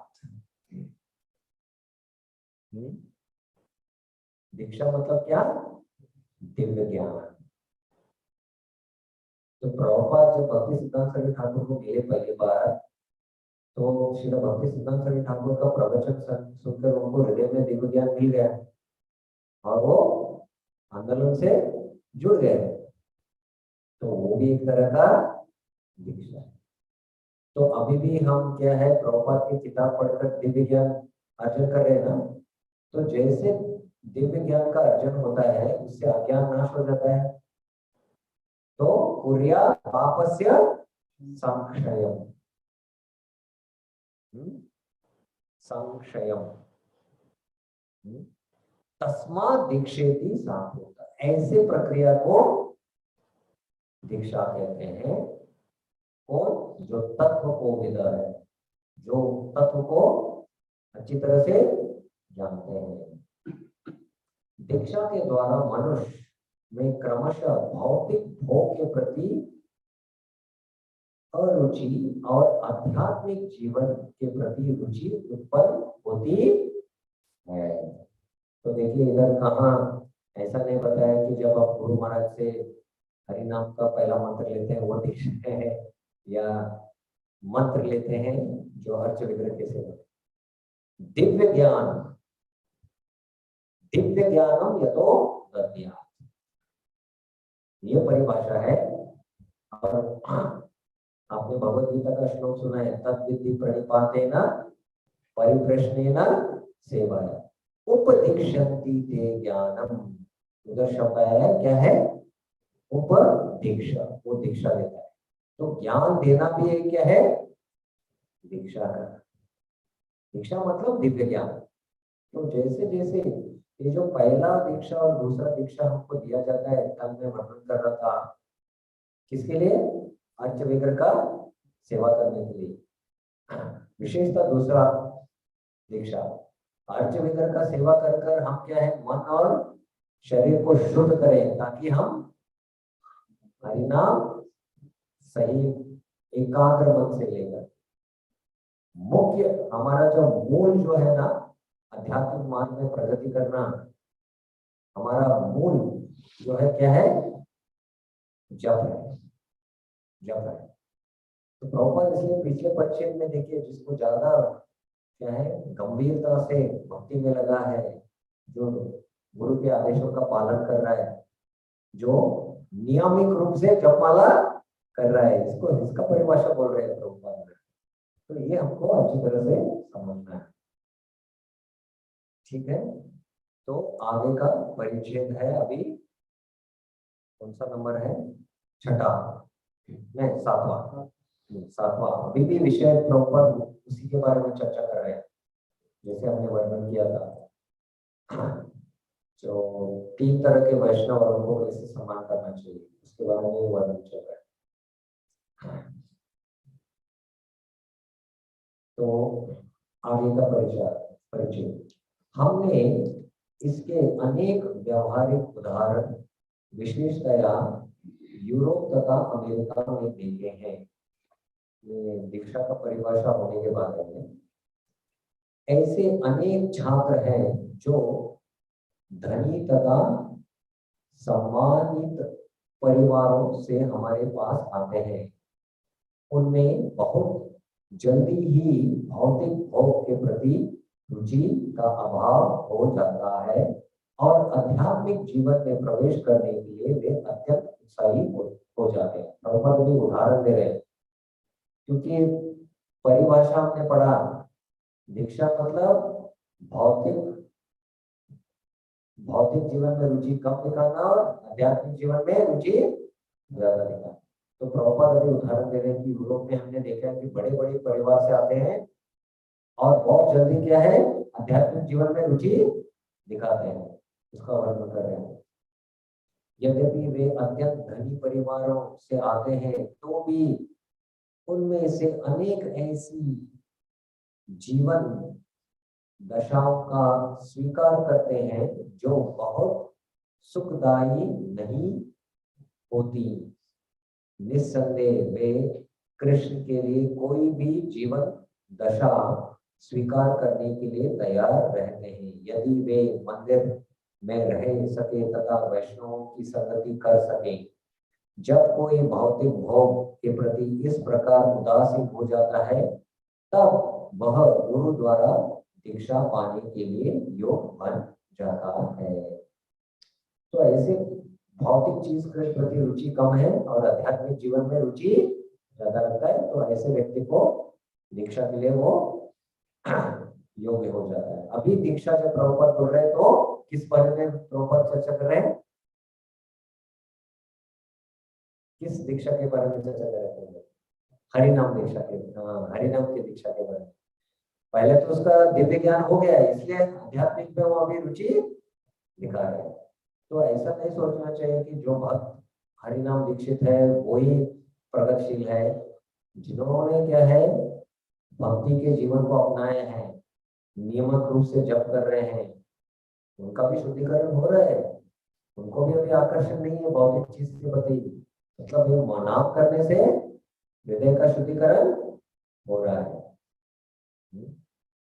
तो ऐसे हमको समझना चाहिए। आध्यात्मिक जीवन में प्रगति करने के लिए श्रीमद् भागवतम में संस्तुति है तपस्या ब्रह्मचारी शमेन दमेन च। तो प्रभुपाद वो अजामिल वाला जो प्रसंग था ना, हमने पढ़ा वो श्लोक 7 सन तपस्या ब्रह्मचारेण शमेन दमेन च त्यागेन सत्य शौचाभ्याम यमेन नियमेन वा।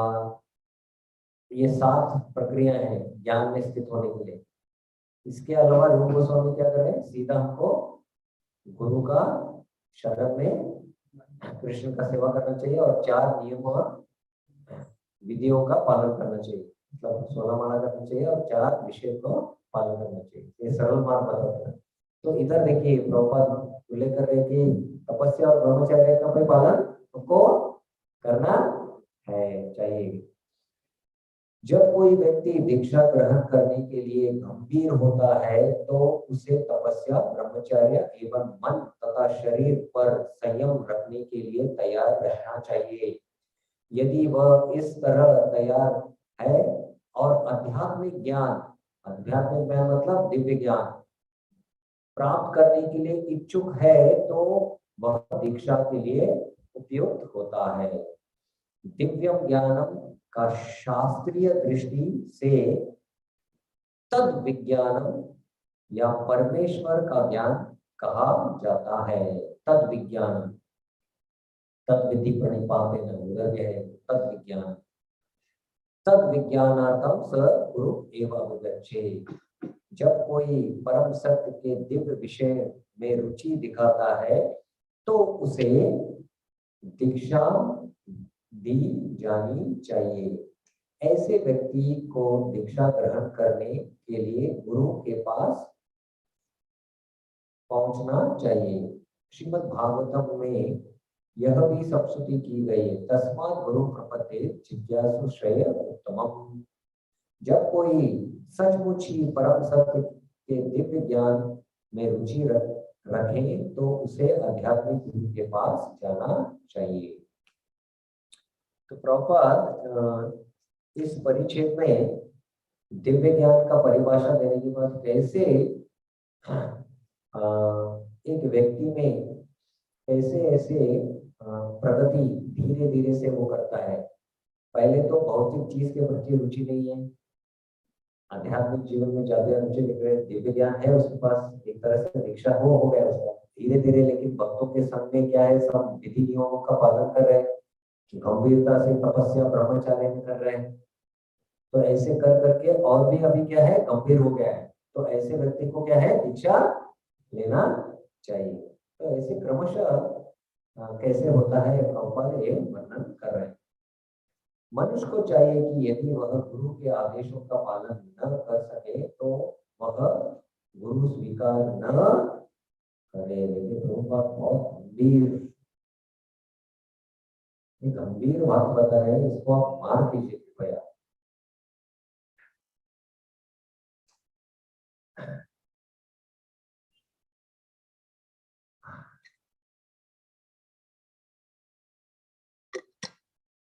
ये पद जो है ना, शरणागति का पद है।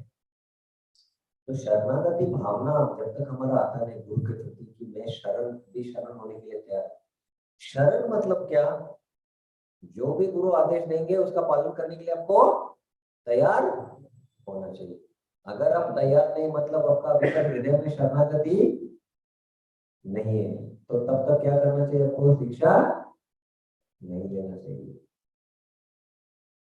जैसे उदाहरण के लिए, सर्वसाधारण उदाहरण के लिए ये समझने के लिए, अगर आपने विवाह किया है, पत्नी का शरणागति पति के प्रति नहीं है, और जो भी पति बोलेंगे पत्नी सुनेंगे नहीं, तो क्या हो जाएगा, क्या होता है, हाँ लड़ाई झगड़ा होता है।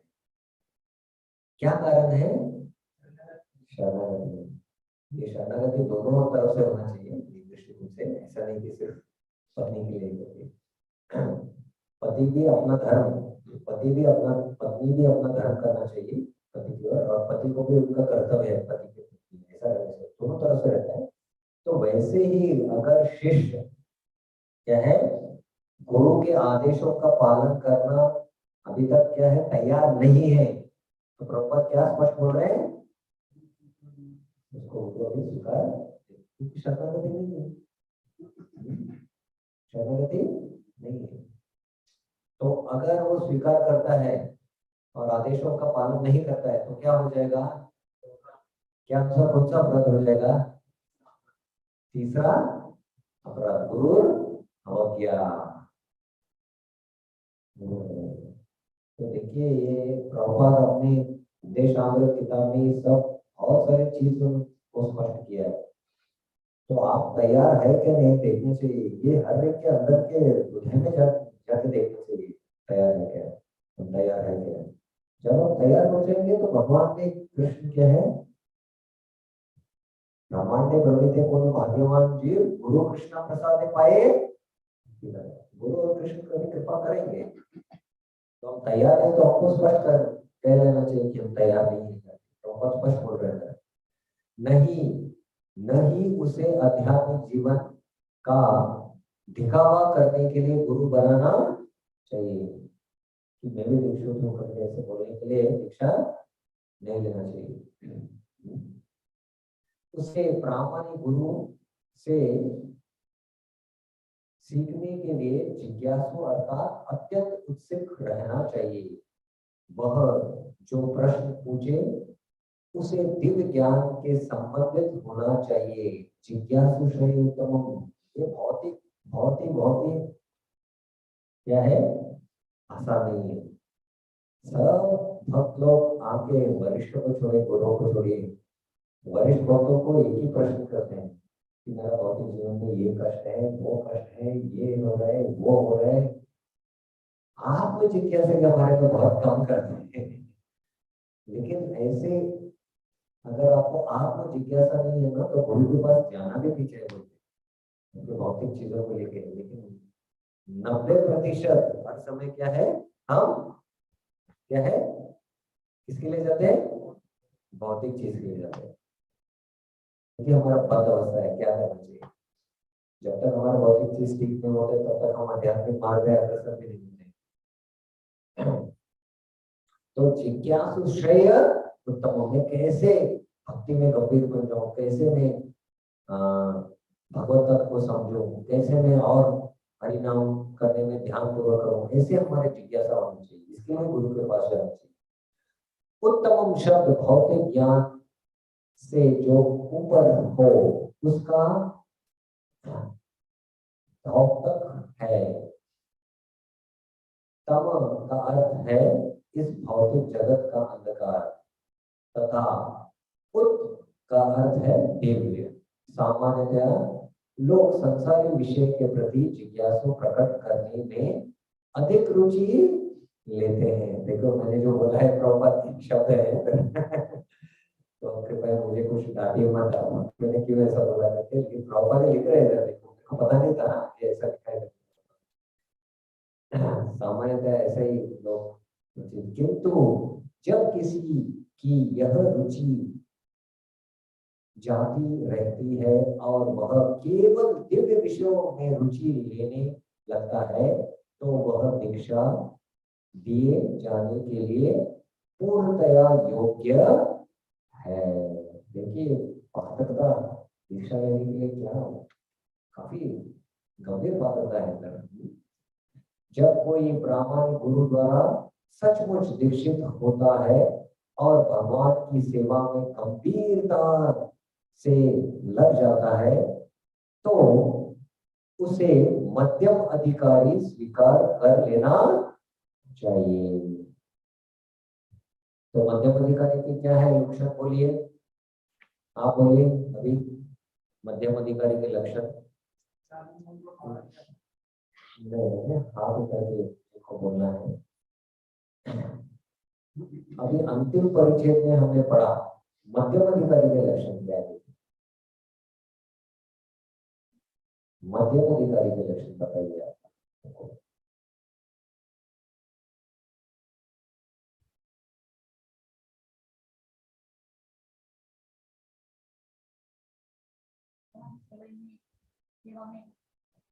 भगवान की सेवा में बड़ी है शब्द पढ़ के बता सकते हैं।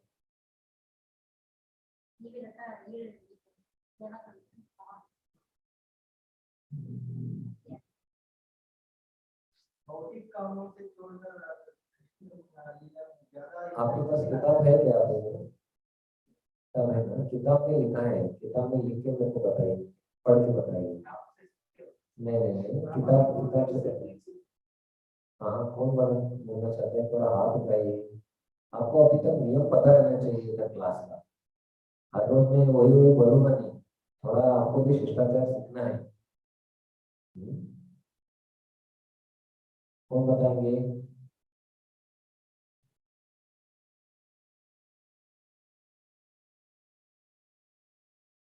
तीन लक्षण बताइए।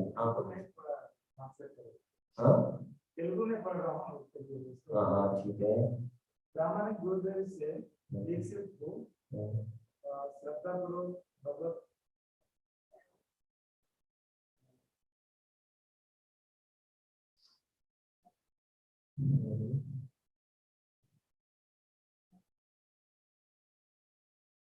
और कोई बताएंगे?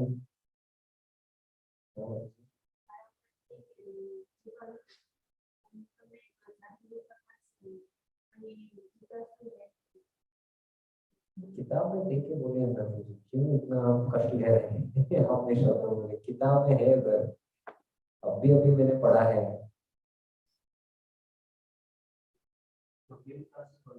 हाँ अगर शब्द आया देखो, गंभीरता से भगवान की सेवा में लगा है, और वो क्या है, सिर्फ दिव्य ज्ञान दिव्य ज्ञान, कुछ भौतिक विषयों के बारे में जिज्ञासा नहीं है उसका, कैसे मैं भक्ति में प्रगति करूं। इसलिए प्रभुपाद ने उधर समझाया दिव्य ज्ञान के बारे में। प्रामाणिक गुरु द्वारा सचमुच दीक्षित हो जाता है। तो सचमुच दीक्षित क्या है? तो ये हर एक शब्द प्रभुपाद का समझना चाहिए हमको, सचमुच। हम्म? हम्म? तो मतलब क्या है? वो सचमुच अभी जानता है दीक्षा मतलब क्या है, दिव्य ज्ञान। वो सिर्फ उसका क्या है, उसका रुचि किसमें है, जिज्ञासु श्रेय। तो भौतिक चीज के बारे में कुछ जिज्ञासा तो मतलब काफी गंभीर है वो। समझ में आ रहा है मेरी बात? तो ये मध्यम अधिकारी का स्तर है। तो इसलिए अच्छी तरह से प्रभुपाद की किताबों को हमको पढ़ना चाहिए। अभी अगला परिच्छेद 10वां। तो अगला परिच्छेद जो है, 3 तरह के वैष्णव नाम कैसे लेते हैं उस आधार के ऊपर आप लिख लीजिए। परिच्छेद 10वां मैंने बताया ना, नाम के ऊपर भी क्या है, कनिष्ठ मध्यम और उत्तर में से विभाजन किया जा सकता है। तो नाम के ऊपर अभी 10वां परिच्छेद का चर्चा है। स्पष्ट हो गया? सबने लिख लिया ये?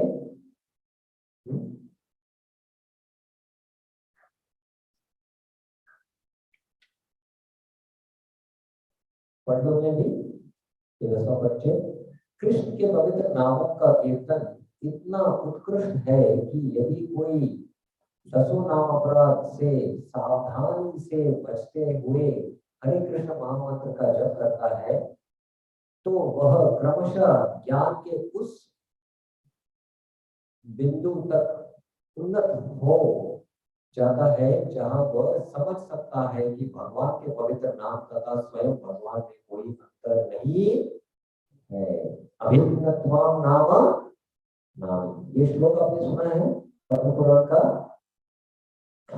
पद्म पुराण का एक बहुत प्रसिद्ध श्लोक है, नाम चिंतामणि चैतन्य रस विग्रह नित्य मुक्त पूर्ण शुद्धो अभिन्नत्वम नाम नाम।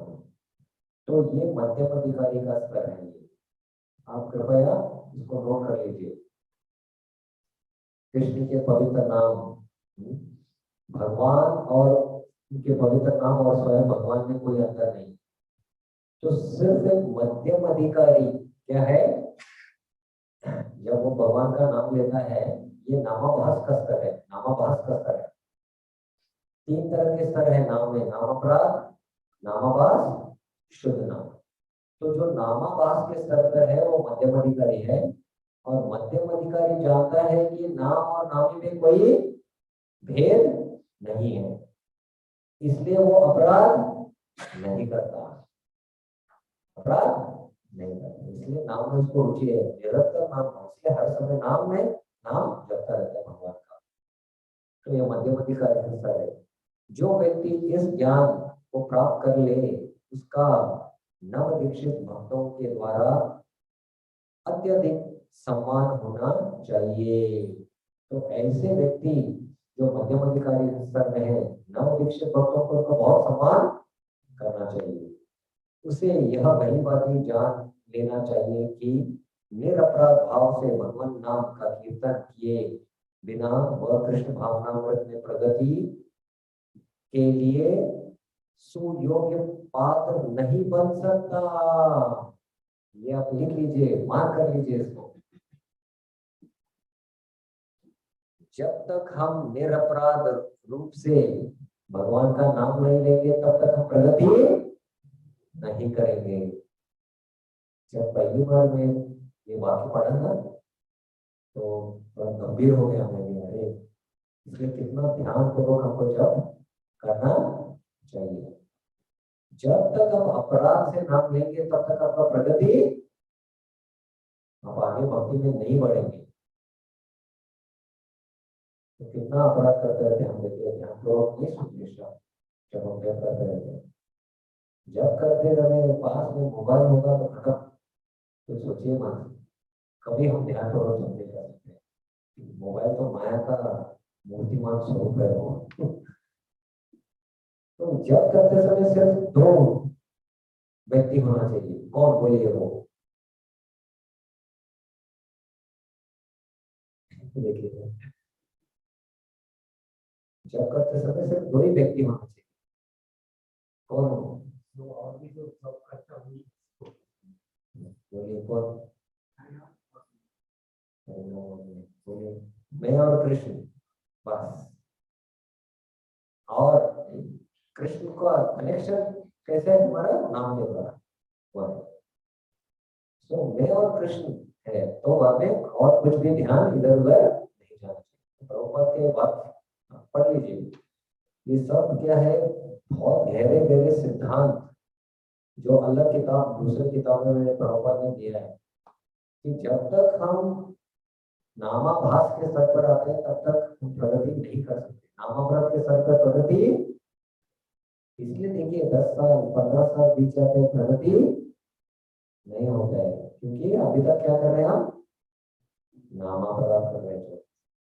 ध्यान पूर्वक करना चाहिए। चैतन्य चरितामृत में कहा गया है, यहाँ रघुमल श्रद्धा सही कनिष्ठ जन क्रमे क्रमे कहो भक्ति हुई वे उत्तम। तो जिसका श्रद्धा कोमल है वो कनिष्ठ है, जो श्रद्धावान है वो मध्यम है, जिसका श्रद्धा बहुत अटूट है वो उत्तम है। तो क्रम के अनुसार है ये। जिसकी श्रद्धा कोमल तथा अदृढ़ हो उसे नवसखिया कहलाता है। लेकिन जिस इस विधि का क्रमशः पालन करते हुए वह प्रथम श्रेणी से के भक्त से पद तक ऊपर उठ जाता है। प्रत्येक व्यक्ति को भक्ति जीवन का शुभारंभ नव दीक्षित अवस्था से करता है। तो प्राथमिक स्तर से हमको क्या है, हमारा प्रगति आरंभ होता है। किंतु यदि वह हरिनाम जप की निर्धारित संख्या का ढंग से पूरी करता है तो वह क्रमशः उत्तम अधिकारी के उच्चतम पद को प्राप्त करता है। कृष्ण भावनामृत आंदोलन नित्य 16 माला जप करने की संस्तुति करता है, क्योंकि पाश्चात्य देशों में लोग माला पर अधिक काल तक जप करते हुए एकाग्र नहीं रह सकते। कहाँ, कौन सा देश में? प्रभुपाद ने छूट किसको दिया है? पाश्चात्य देश में। पाश्चात्य देश में छूट दिया है। अभी प्रभुपाद आगे क्या करते हैं देखिए। अतएव न्यूनतम संख्या में जप करने के का निर्धारण किया गया है। प्रभुपाद ने पहला नियम उधर लगाया अमेरिका में, जब उन्होंने प्रचार करना आरंभ किया ना 64 माला 64। प्रभुपाद के साथ पाश्चात्य देश, प्रभुपाद नॉट पॉसिबल। बाद में बोला कितना? 32। Prabhupada this is also not possible. ठीक है, 16 कम से कम। प्रभुपाद ने क्या बोला? कम से कम 16 मिनिमम। इसका ये मतलब नहीं कि हमको सिर्फ पूरा आजीवन 16 माला करना है। कम से कम 16 मतलब बढ़ाना है। जैसे हमारा भक्ति में प्रगति होता है वैसा सबको बढ़ाना है। जैसे रुचि आएगा अपने आप में बढ़ जाएगा। तो अगर हमको प्रगति करना है तो हमको ज्यादा करना ही पड़ेगा। ये महत्वपूर्ण है। अब हमारा संघर्ष क्या चल रहा है? 16 माला ध्यान पूर्वक करना। तो पहला हमारा क्या है? ध्यान पूर्वक 16 माला करना आसान नहीं है, हिमालय चढ़ने के समान। मेरा बट बोल, एक जगह बैठ के आप मुझे दिखाइए, एक जगह बैठ के 16 माला बैठ के करने का, कुछ दूसरा नहीं करना। एक स्थान में बैठ के बिना इधर हिले हुए हिल के एक स्थान पे बैठ के 16 माला करेंगे 2 घंटे के लिए, आसान? मैं 2019 में 19 में मायापुर यात्रा गए थे, तो अंतिम दिन में मैं एक भक्त को निवेदन किया, चलो हम साथ में जाके नवदीप जाएंगे, नवदीप में उधर देवानंद रोडी में उधर बैठ के 16 माला करेंगे एक जगह पे। तो ये बात तो बहुत प्रामाणिक उन्हें पता है। तो उन्होंने बोला प्रभु जी और कोई भी भक्त आना चाहते हैं हमारे साथ, तो बोला ठीक है आने दो। तो बहुत सारे भक्त आ गए, 10-12 भक्त आ गए, तो सब साथ में गए उधर।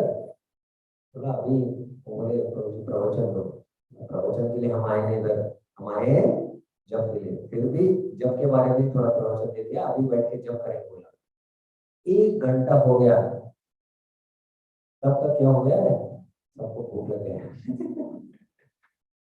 और उधर एक सन्यासी ने बुलाया प्रसाद के लिए, तो सब गए प्रसाद लेने के लिए, प्रसाद के बाद सब गायब हो गए। बाद में सिर्फ मैं और वो भक्त बैठ के ही क्या है 16 माला समाप्त किया।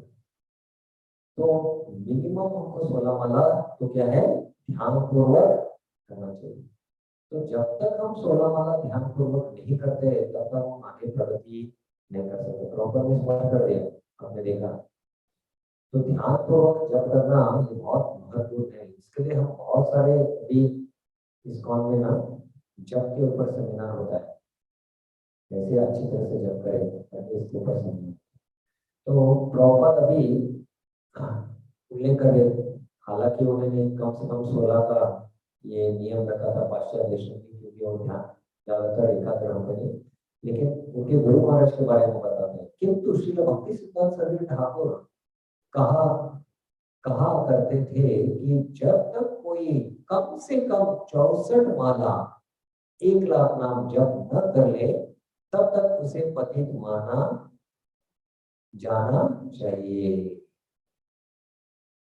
उनकी गणना के अनुसार हम सब पतित जैसे हैं, किंतु क्योंकि हम परमेश्वर की सेवा पूरी गंभीरता तथा छल कपट के बिना करने के लिए प्रयत्नशील रहते हैं, अतएव हमें परम पतित पावन श्री चैतन्य महाप्रभु की कृपा का आशा है। तो भक्ति सिद्धांत सरस्वती ठाकुर के समय गौड़ीय मठ में नियम क्या था आपको पता है? हर एक 64 माला करता था।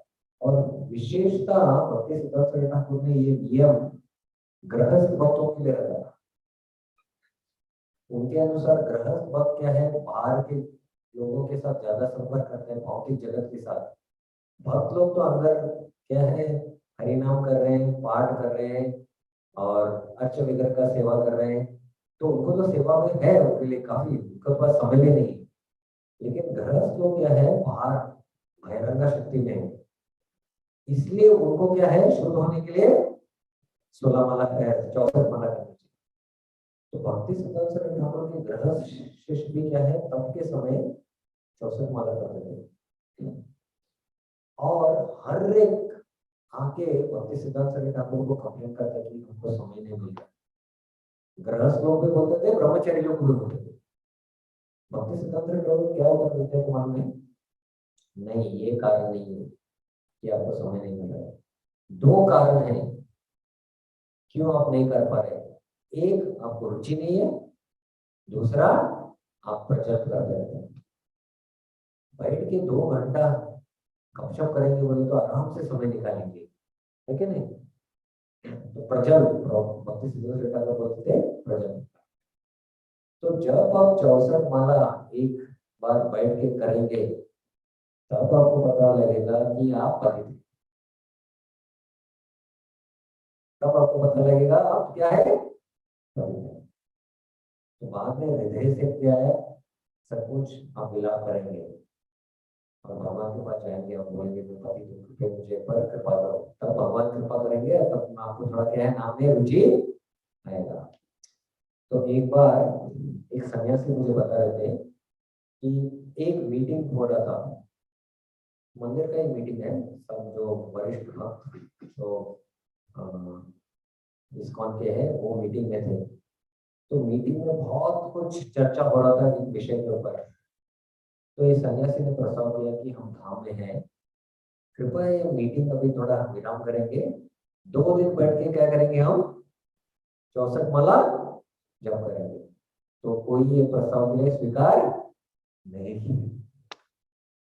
तो अन्य विषयों का चर्चा करने के लिए क्या है, हमारे पास बहुत रुचि है, बहुत समय है, लेकिन बैठ के जप करना मतलब समय नहीं। तो इसलिए भक्ति सिद्धांत स्वामी ठाकुर का ये परिभाषा था कि जब हम 64 माला करेंगे तब हम जान लेंगे कि हम पतित है, बाद में पतित पावन महाप्रभु हमारे पर कृपा करेंगे। प्रभुपाद कह रहे हैं कि हालांकि भक्ति सिद्धांत स्वामी ठाकुर का ये स्टैंडर्ड था, लेकिन क्योंकि हम प्रचार आंदोलन कर रहे हैं और हम प्रामाणिक हैं, हमारे में क्या है, कुछ छल कपट नहीं है, हम बहुत सिंसियर है, तो कृष्ण क्या है और महाप्रभु हमारे पर कृपा करेंगे। लेकिन विशेषता प्रभुपाद के शिक्षाओं को भी आप पढ़ेंगे ना। एक बार प्रभुपाद और उनके शिष्य मॉर्निंग वॉक में गए थे, तो शिष्यों ने 16 माला के बारे में पूछा, प्रभुपाद 16 माला ये काफी है क्या? प्रभुपाद ने बोला, क्यों 16, 16,000 बोलो। क्यों बोला? जब आपको रुचि आ जाएगा ना, तो 16 क्यों, 16,000 क्यों नहीं कर सकता हूँ, बोले ऐसे बोला प्रभुपाद। तो प्रभुपाद ने बोला कि क्वालिटी इंपॉर्टेंट है चैंटिंग का। जब आप क्वालिटी के ऊपर ध्यान देंगे, ऑटोमेटिक क्वांटिटी बढ़ेगा। तो जब रुचि आ जाएगा जब में, तभी संख्या क्या है, अपने आप आपका बढ़ जाएगा। तो ये काफी महत्वपूर्ण है। तो अगले कुछ परिच्छेद है जिसमें अभी एक अलग दृष्टिकोण से चर्चा होगा। अभी नाम के ऊपर चर्चा हो रही है, 3 तरह के वैष्णव। तो इसका आगे भी हम चर्चा कल करेंगे, और ये 5वां श्लोक का चर्चा कल समाप्त करेंगे। ठीक है, किसी का टीका टिप्पणी है या प्रश्न है इसके बारे में? हम अभी 10वां परिच्छेद पढ़ रहे हैं ना, 10वां परिच्छेद। नाम के अनुसार क्या है, वैष्णव का क्या है विभाजन, कनिष्ठ, उत्तम और मध्यम, इसका बारे में चल रहा है। हालांकि काफी विस्तार में इधर नहीं है, लेकिन हम समझ सकते हैं इधर। किसी को टीका टिप्पणी है? ये अगला परिचय भी, हाँ अगला परिचय एक अलग विषय है, हम उसका चर्चा करेंगे। वो 11 वाला अलग है। वो 3 तरह के वैष्णव चैतन्य महाप्रभु के दृष्टिकोण से, जो शिक्षा चैतन्य महाप्रभु ने सत्यराज खान को दी, तो वो आएंगे, हम कल कल पढ़ेंगे उसमें, क्योंकि समय हो गया था, वो समाप्त भी नहीं होगा, अभी 10-15 मिनट लगेंगे, इसलिए मैं वो नहीं ले रहा हूँ। ठीक है, श्री उपदेशामृत की जय, श्रील प्रभुपाद की